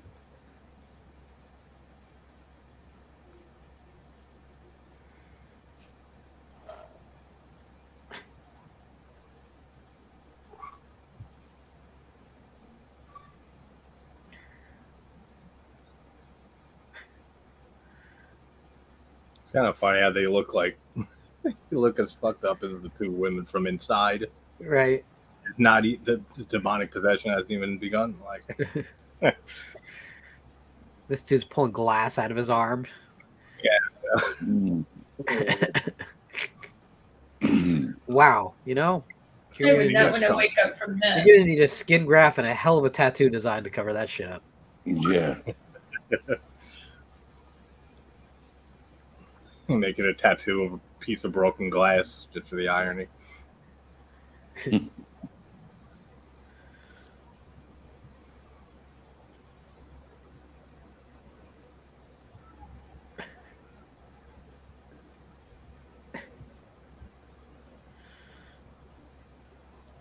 I like that shot through the keyhole. And the shot too here with it on the door. Through the door, yeah. Yeah, through the door. Those are cool shots. There's so much camera work in his movies. He just does. Again, this is the payoff to us learning the geography of the house in those early scenes. Yeah, it all makes sense now. Like, we're not lost.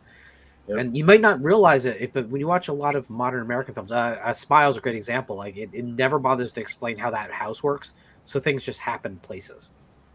Yeah, because they don't give you any type of bearings to like know what's going on, where.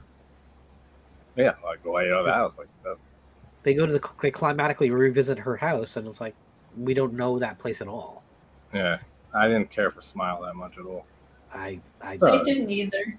Thought it was the best unintentional comedy I've seen in many years. It was horrible.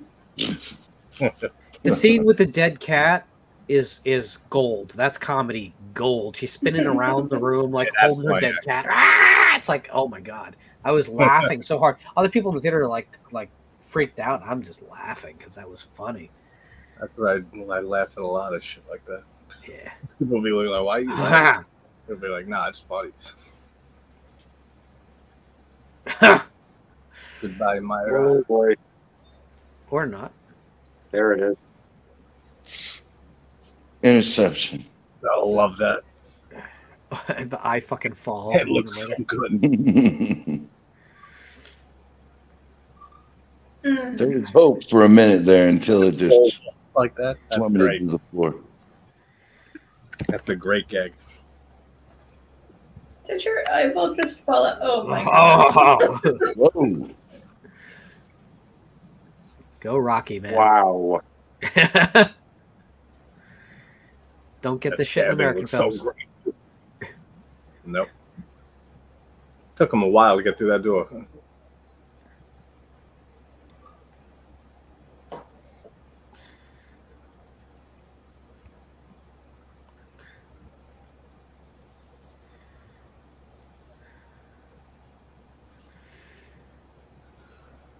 Do you love the fact the film's called The Doll too, and like the doll is the least of your problems? Yeah, the doll has really nothing to do with it. It's a conduit. It's just a conduit. Yeah, exactly. I was going to say that. At least like it makes sense with this. Like in Annabelle, the first Annabelle movie, and the rest of them too. I mean, I have no idea what that doll has to do with the demon. Like, and what the fuck does the doll or the demon want? It's not really clear. A soul, apparently, but that's it. That's it. Like, how does that work? Yeah, exactly. They don't have any like. There's no rules. No.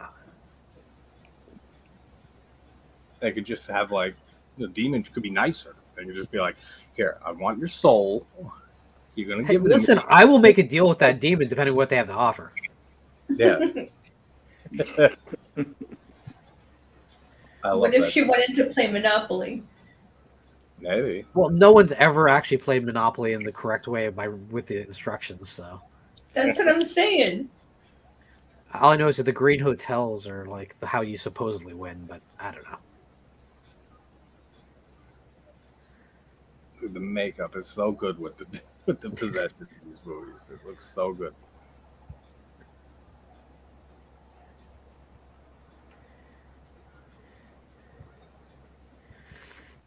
Literally everyone is bleeding.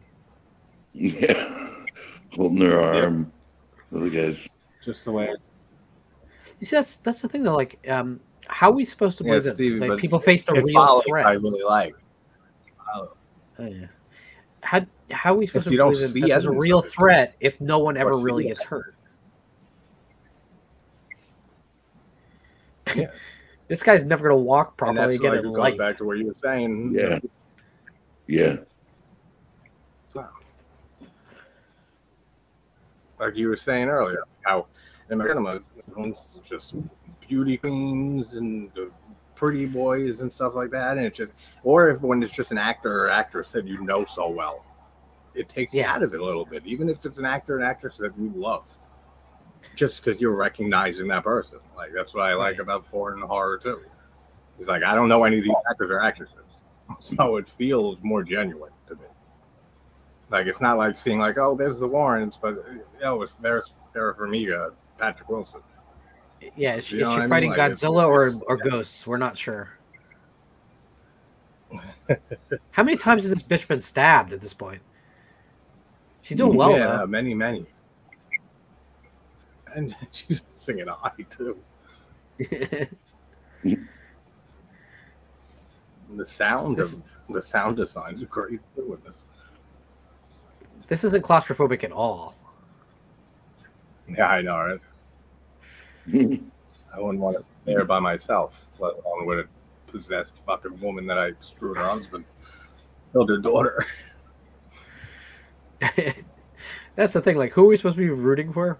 I don't know. I don't care. I'm having too much fun. Just enjoy the carnage.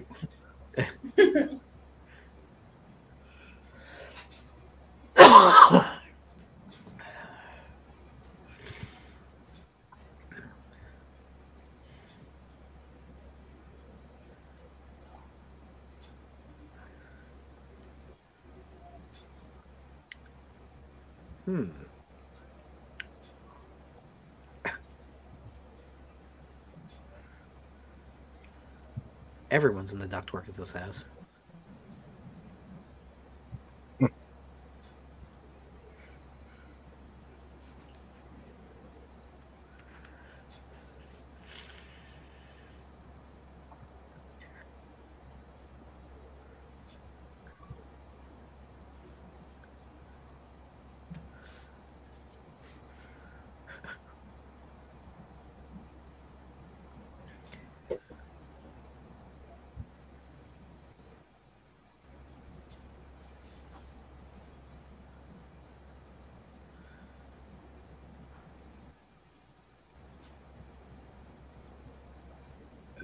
Sounds so awesome.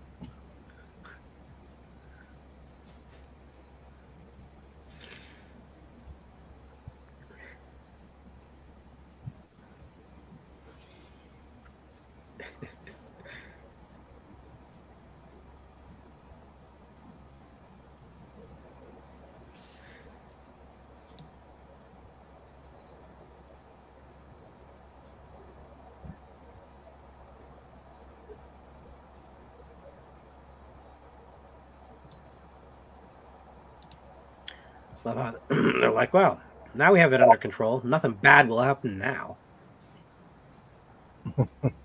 The threat has been released.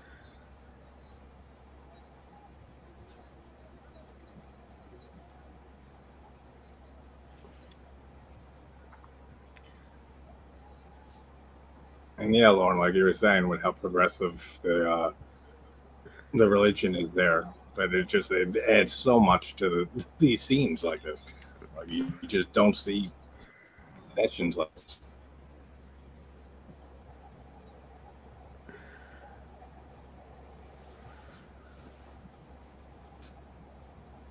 I think the parapsychologists here just realized they're like in the wrong profession, and they're all like completely willing to go flip burgers after this. Minimum wage doesn't sound bad. Worst you might get is a burn. And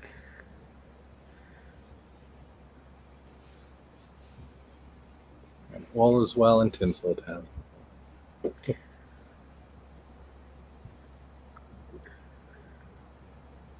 Until your lights flicker, then you know you're fucked.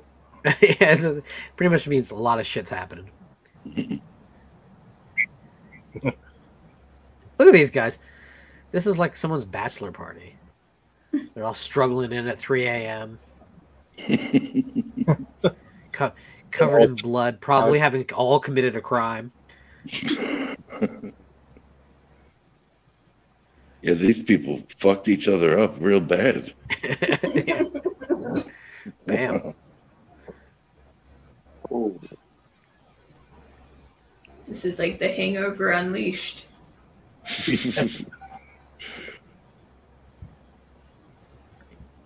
Yanni, you can't get out.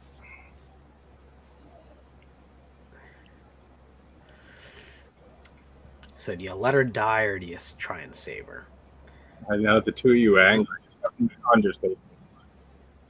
Definitely an understatement. She's a cyclops at this point. You two are angry.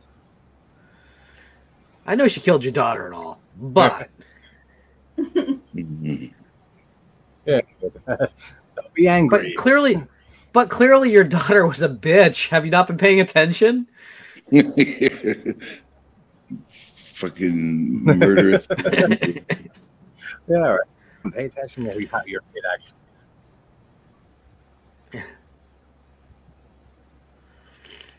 It's like, just don't remember, Myra. Whose doll was this in the first place? That's a great shot. She's getting up on the floor with the doll and Kayla behind. Yeah.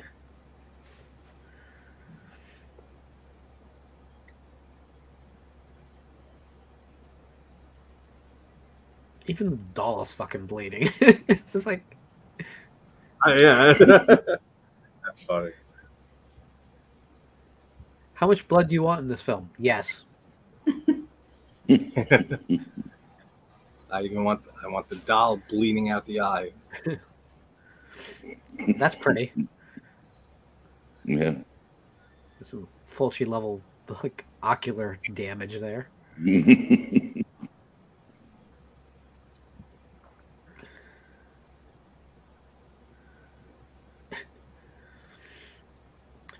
So these people are going to show up. These people are going to show up at a hospital, and they're going to be like, "What happened?" Well, it was just Thanksgiving dinner. It was like, you know how it is. Well, Bobby said he was going to vote for Biden, and Grandma said she was a Trump guy. So she wasn't having that shit. So she fucked Bobby up. Go, Grandma. So the turkey went flying, and Grandma went for with the fan. And someone ended up in a ceiling fan. That's all we know. It just seems so random, like for the demon to do this. I mean, I know it's trying to kill Yanni, but whoa, random event. Dude, look at her feet. We are fucked. Once again, Yanni is pretty tough, though. Oh yeah. Ooh. Is that the same piece of glass that he took out of his arm? Might have been. It looked a little bigger, but maybe. I was thinking that. Since they pay attention, make that shot of him pulling out. Here we go. I love that. It's big mouth. Wow. Looks so good. There we go. So awesome. Ooh. Well, that's a nice little shot there. That's the Rocky Soraya thing. It's like last 40 minutes will fuck you up in any of his movies.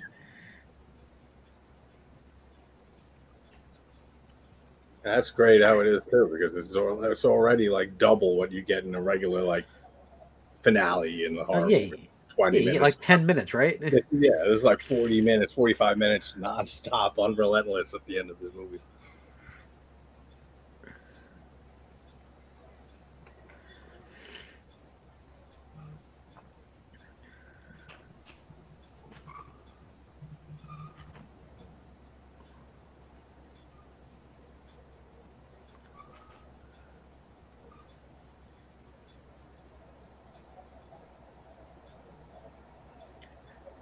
Oh, that's about.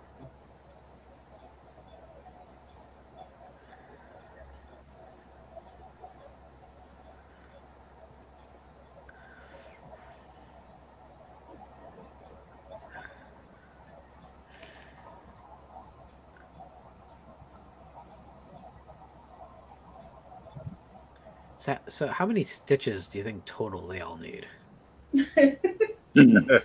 They just need some butterfly stitches. Just get out the crazy glue like the British military in World War II. Yeah, with the liquid bandage, she'll be fine. Some staples. Well, the one guy's never walking right again. I mean, let's be real. And he's not walking far anyway. Nah, that's true. You know, it's good when even Indonesian Lorraine Warren is fucked up. Yeah. Head's bashed in. Badly.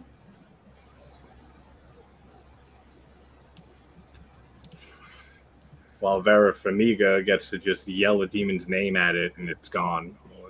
Right. She just name checks Jesus, the demon's out.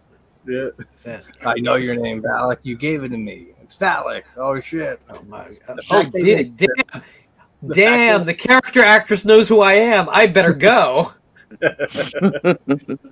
Dude, the fact that Marilyn Manson didn't sue for likeness, like with the nun, is a crime.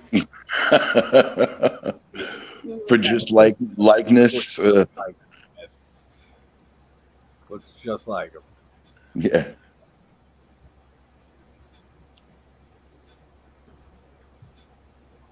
I love how those Conjuring movies, they always just stop dead at one point and be like, meanwhile, in our next movie, we're going to have a scene that just sets up the next movie. Yeah, exactly.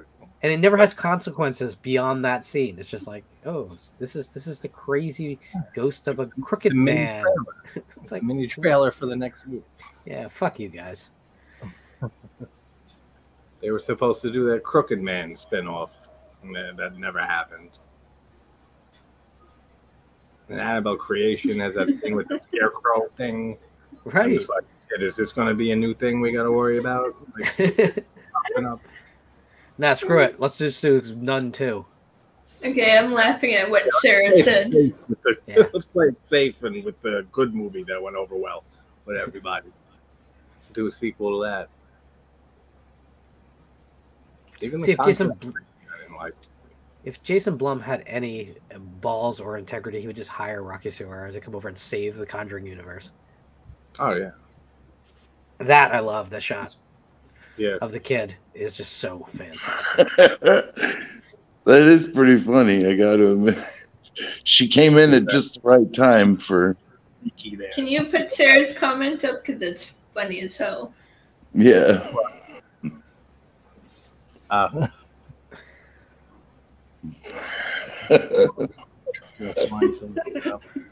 Grandma's dead, and with the same breath he took it. That's funny. Yeah, check it out. Well, it's called The Doll 2. Ooh. It's on Netflix. Kayla is a messed up zombie ghost girl. Dude, the makeup looks so good on her. She is genuinely creepy. Like when I first saw these movies a few years ago, these are like the type of things like you go downstairs, we're gonna drink at 3 a.m. in the dark, look out of the corner of your eye, just be like, make sure that creepy ass bitch from that movie. Like that's how effective it is on these. This isn't nightmare fuel at all. Not at all. Yeah, I know, right? Oh yeah, that's a freaky. If I saw this girl, I would be going back to my room and locking the door and never coming out. Yeah, exactly.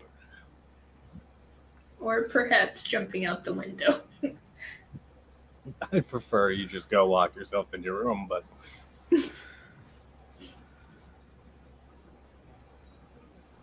well, shit.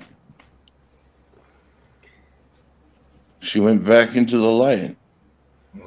There you have it. Yeah. How do you make that 911 call that he's making right now? I know exactly. So we need ambulances. How many ambulances do you need? All of them. How many you got? Send them all home. Well, what happened, sir? Well, you see. Well, we need to know what to bring for trauma. Bring it all. Yeah. Everyone needs blood, oxygen. Uproot the hospital and just bring it over. Yeah. It might be best if we don't try to describe this. Right. You might want to just come and see. Whatever you want to believe, we're cool with. Because, nah.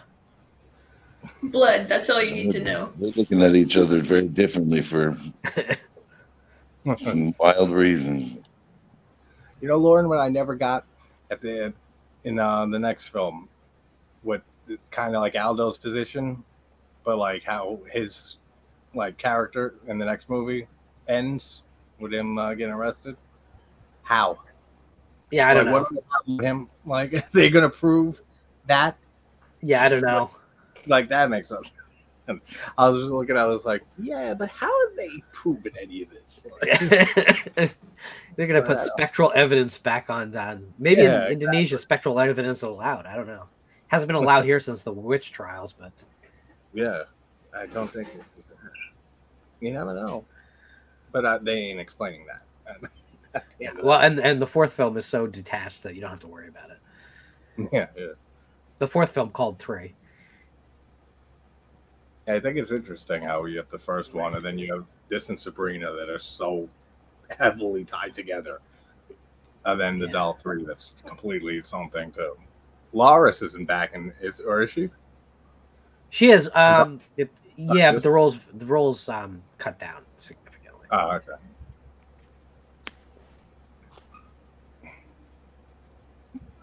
Butterfly. I specialize with demon-possessed things, not just like weird-ass dolls that come to life. So I'm just going to be here for a little bit. Also, I really like, healing from wounds. Oh, yeah. I love that.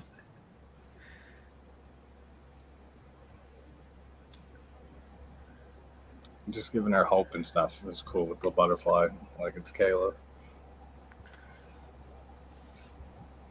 Yeah, but it's butterfly effect, right? So halfway around the world there's a typhoon. Oh yeah, and it wiped out all Indonesia, ironically. That's right. And we have no more Indonesian horror films.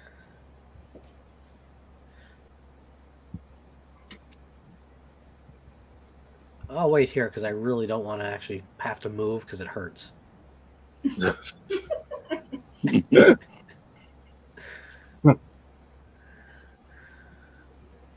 that's a beautiful widescreen shot. You see, I love that. I love wide open places where you get to see the horizon. Like there's a horizontal line.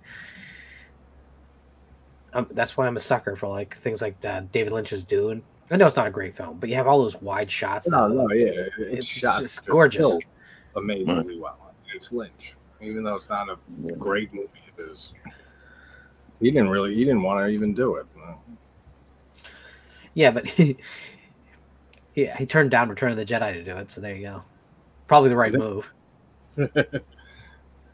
That's my favorite Lynch story ever. Is he gets called over, George Lucas shows him a photo of Chewbacca, and he goes, "What is that?" He goes, "It's a Wookiee." He goes, "You should make this movie. I can't make a movie about a Wookiee." I never heard that. That's funny. And it's so funny when you know Lynch, you can hear his exact voice saying any of those lines. He's right. No, he couldn't make that movie. No. His talents, in my opinion, would be wasted on that movie. Oh man. I want to see the Jodorowsky Dune if it ever was made, you know? Yeah. That would have been badass. Are you a fan of Holy Mountain? That's my favorite Jodorowsky. Yeah. I even like some of this other stuff like Santa Sangre and, well, I don't know. He's got some wild imagery. Oh, cool director.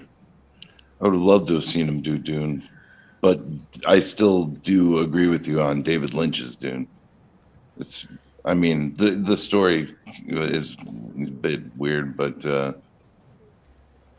it's a glorious failure. It really is. It's a glorious failure that's worth watching just to experience it. Yeah, ironically, one of those few social medias. I mean, social medias, physical medias I saw. Is Dune.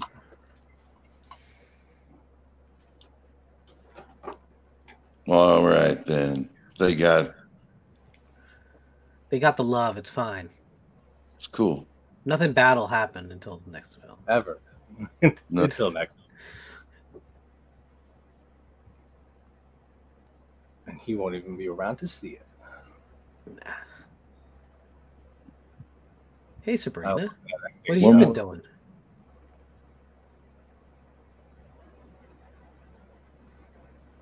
Eyeball.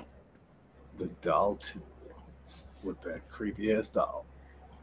Doll harder. Doll harder. Doll harder. I love this movie. Yeah, I know, me too. It's actually pretty good, man. I like it. Right? Carey, what do you think? Right, compared to its American equivalent, it's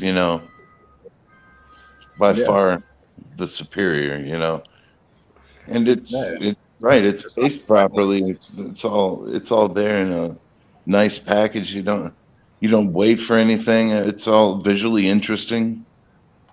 Yeah, like it's a shame that these type of movies aren't like well known at all.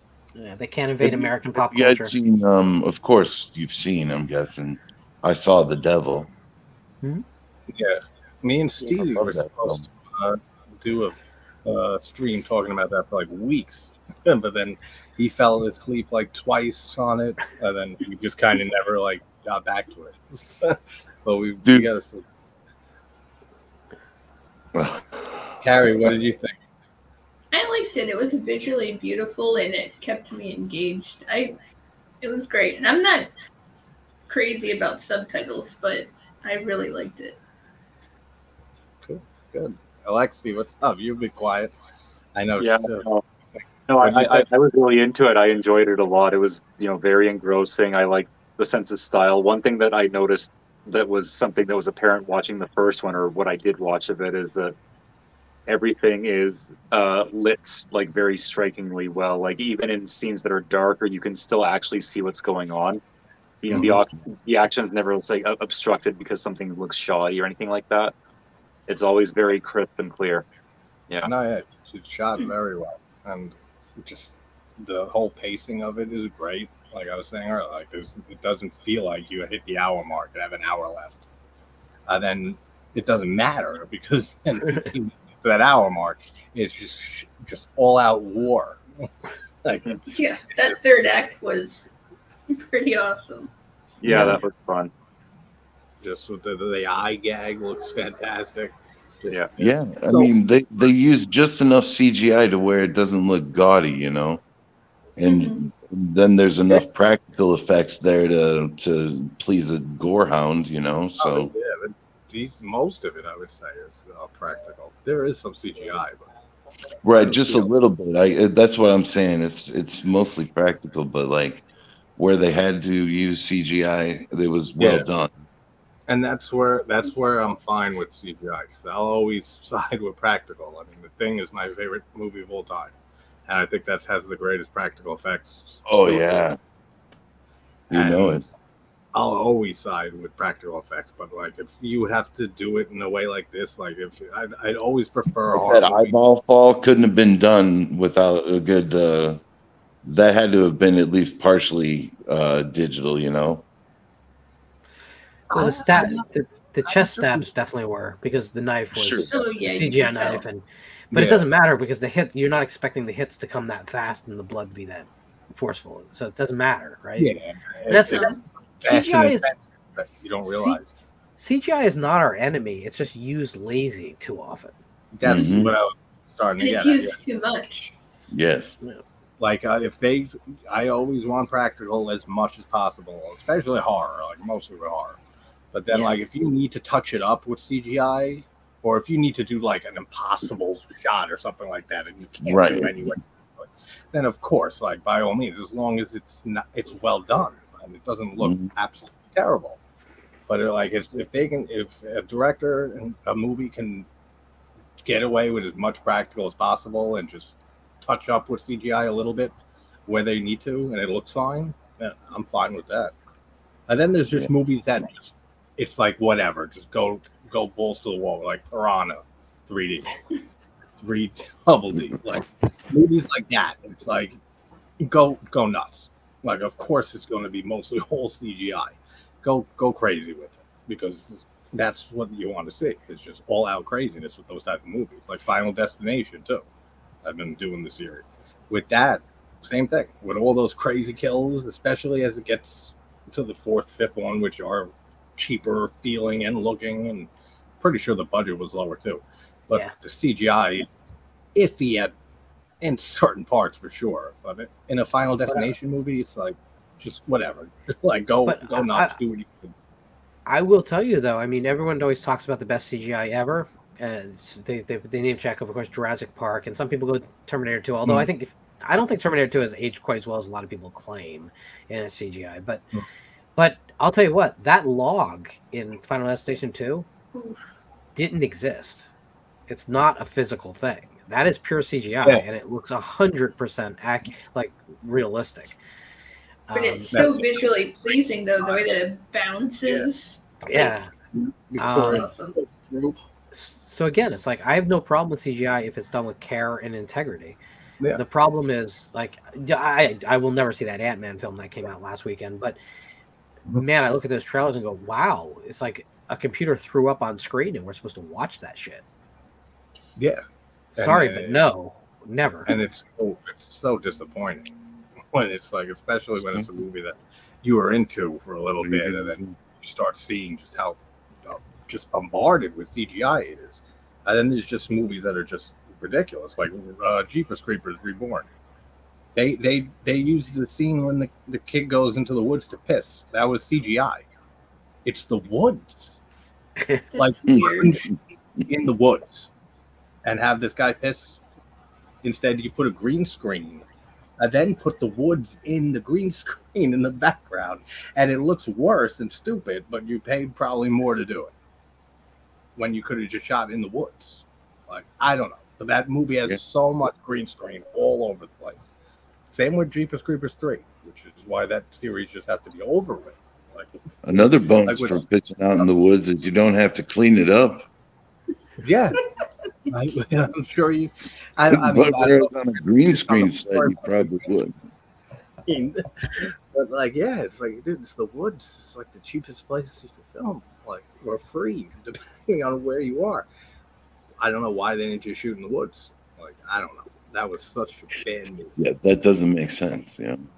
Well, making a Jeepers Creepers 4 doesn't really make sense. So no, it doesn't. Really.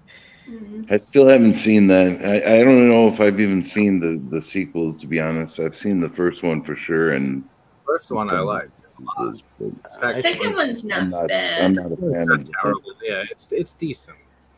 I saw both the first two films theatrically, and then I never went back, and they were fine for what they were. But sure. I have no desire to ever. And there's no mythology there. Like, people are like, oh, well, what? It comes around every 20 years or something? That's the mythology. It's like a locust mixed with Pennywise mixed with the Jersey Devil. Is like the whole creeper. Cool. Much, yeah. But he could drive a truck, so that makes it. That's extremely. How did he register the truck to get a license plate? I thought of that vanity plate, right? Yep. Yeah, and that's a good one to get, I guess. He stole it from someone. That means someone had the so that means someone else out there had bee eating you. Yep. Probably. Did he like rob the car from like Jeffrey Dahmer?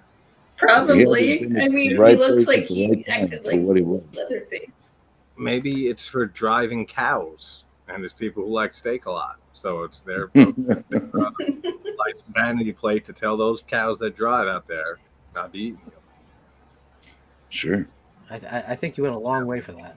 Yeah, that was like a reach. That was a lot of unbelievability, unbelievable shit going on for the sake of a joke. But yeah, man, Alexey, what's up? Are you going to be joining Mike and Dave and me next weekend for our list of the best horror movies of 2010? I mean, of 2000. Yes, I think I will be there. Yep. Awesome, because I will also be there. I'm so mad I missed the 90s one, so I put out a video today with my top 10 list since I wasn't there. Yeah, I saw that.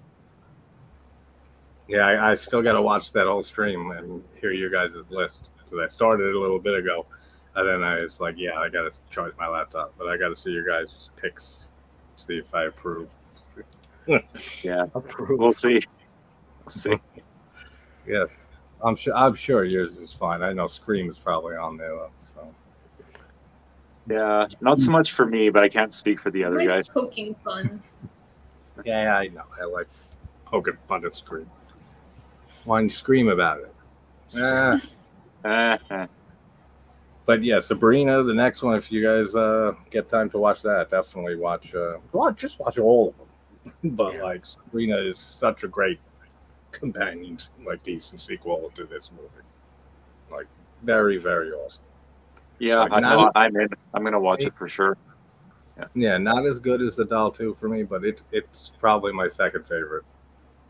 Like, okay. I haven't seen the third one still, but definitely my second favorite. And then the first one. The Doll 3 is just so different than the others in the series. It's That's tough. How it looks. Yeah. It's not really like an apples to apples thing. So no, yeah. I'd probably have the same order as you, just putting Doll 3 completely separate. Like, yeah, in its own category. Because it's a completely different type of movie. Yeah, you don't have the whole demonic possession angle or anything.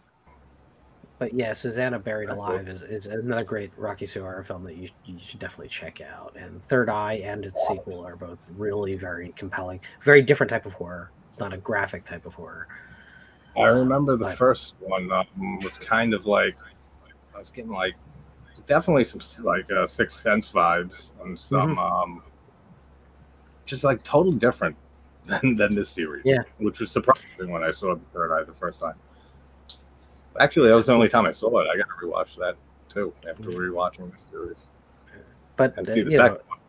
Sayora always has this like insane visual sense that he can convey. A lot of things at once. He can do character and place and setting and set up the stakes, and it's like he's really, really good, a good storyteller visually, and that's something that I think is in kind of rare supply currently. At least, I mean, at least if you're just looking at our domestic product. So I recommend everyone check his work out. I do have a video on my channel just about him. I consider him check it out, guys.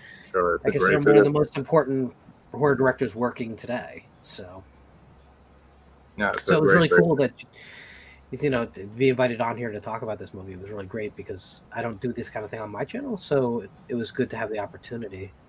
Oh, of course. So thank you, I'm happy you were able to join because I mean, of course, you were going to be the first one I invited when we were talking about these movies. You're welcome on anytime, you know that. But yeah, guys, this was fun. I'm glad you guys all enjoyed it. Too bad Sean wasn't able to get it working, but I know he'll watch it. But thanks, guys, in the chat who showed up, and thank you to all you amazing people for being here and watching this movie. Thanks for having me, man. Nice to meet you. Thanks for having me too. It was fun. Of course, guys. All right, so we will we'll all talk soon. And what's going on in your guys' channels? Alexey, anything this week? Or? Nothing special. I'm hoping to get something up at some point tomorrow. I might even, I don't know, just binge all 3 movies or at least what I can get on Netflix and just like put up my thoughts after I do that. No, I don't know. I'm kind of curious, so we'll see. I'll be happy to hear those thoughts. Carey, what's going on in your channel? And you're close to 600 subs now after just hitting 500, so that's awesome. Thank you. At the moment, I'm just brainstorming because next month I'm going to be doing birthday-themed horror movies and also Scream. I'm sorry, but I'm counting down until Scream 6. Oh, I'm counting down too, and so everyone stops talking about it. So. Yeah.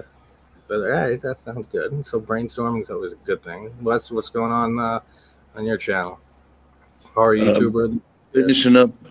Oh man, I was trying to finish up this series of 5 Brian Pollan films and do a director spotlight. Oh, cool. And who knows? I'm thinking about getting into the BAM box again. I don't know. Oh, that'd be nice. So you got some stuff going on. That's cool. Yeah. Lorne, anything on your channel? So so Sunday, of course, Sam will be, my co-host Sam will be doing the 5th, I think it's 5th, Readers Roundtable for Divide by Zero. And we have one more thing after that on the book, and then I'm going to go back to my regular programming. We'll be done shilling my work.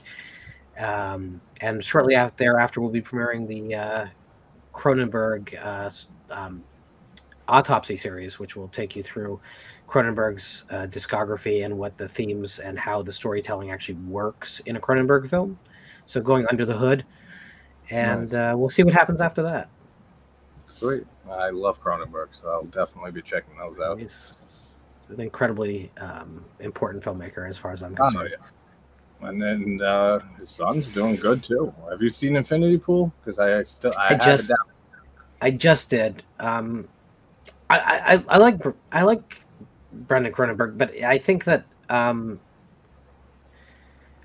I wish he had started a career 15 years ago, because there's a little bit of too much today in it for me. Because Cronenberg always has felt kind of retro to me, and his son's work doesn't have that. And and it's maybe unfair to judge a person, but based on their father's work. But it's definitely like looking at Lamberto versus Mario. Right. Well, yeah. Well, that's an extreme version, right? Big toll. Black Sunday's one of the best films ever made. Good luck, Yeah. But yeah, so that's what's going on. That's nice, guys. So all good stuff. What do you got going? I got the Final Destination series to finish. I got the 4th and 5th one. I just did an hour-plus long video on Psycho, which was great to go back and watch that classic. And probably in the next week or two, we'll dive into the sequels, which I can't wait to do Psycho 2, because that is, I think, one of the greatest sequels ever made. Co-signed. Yeah, so good. Just such a great sequel to an absolute classic movie that would be one of those type of films that people would say, don't make a sequel to this. It's too much of a classic. And the sequel is just amazing. 3 is, I enjoyed 3. 4 is just a wreck. Yeah. 4 was made for cable, so that's what's going on there. So it'll be an interest doing some fault.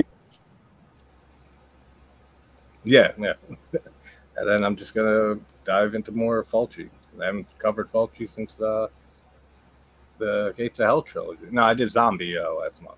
So I got those 4 I've covered. So I got a bunch to jump into. Do Perversion Story. I'm telling you, do Perversion Story. Yeah, that's that. I'm gonna go through a bunch of his stuff. Even a few that I haven't seen still to this day, which is mostly his later work. I've seen House of Clocks, but I haven't seen, what's the one right after that? The same story, kind of. Well, so you have Door to Silence was his last theatrical. Yeah, I mean the one. There's House of Clocks, and then there's another one. Touch of Death. Maybe. That's. Is that it? I mean, because they were Touch of Death and House of Clocks were both made for television, which is unthinkable. Then that's probably what I'm thinking of. Then. Touch of Death is a weird one, though, isn't that? Well, it's also known as When Alice Broke the Looking Glass. It's a lot of that material got recycled for Cat in the Brain. So if you've seen Cat in the Brain, you've seen all the gore scenes anyway from it. Yeah. I like Cat in the Brain. I mean, that's a very divisive film for Fulci fans, let alone people who are not into Fulci at all. So I always kind of feel weird when I bring that up in Scream discussions when they're talking about meta and stuff like that. Bring up a Cat in the Brain, but then it's 90% of people don't know what Cat in the Brain is. Let alone between Fulci fans, it's all split. But do you know the first person that Fulci showed the finished film to? Wasn't Argento? No, Romero. No, I'm thinking of someone else. Oh, I'm thinking of Adam Green. Clive Barker, who loved it. Oh yeah, that would. Yeah. I was thinking of Adam Green. Showed Romero Victor Crowley when that came out, and right before Romero died, and he gave him like nice words about it and stuff, and then he passed away. Yeah. So you're saying that Adam Green killed George Romero? Yes. Okay. That's 100% what I'm saying. Just to clarify where you're going. Oh yeah, and there's a bucket of blood hit the trees like the Hatchet movies always do. Like absolutely. Hey, those movies are fun. Oh, I love the Hatchet series. Like, again, practical effects. Like, I love the effects in those movies. Such a cool kill. But I mean- all right, guys. So awesome time, and definitely looking out for the stuff on your channels. People in the chat, thanks for joining, and everyone, thanks for joining. This was fun. Yeah. I will talk to you guys soon. Take care. And it's that awkward moment when no one can sign off at the same time.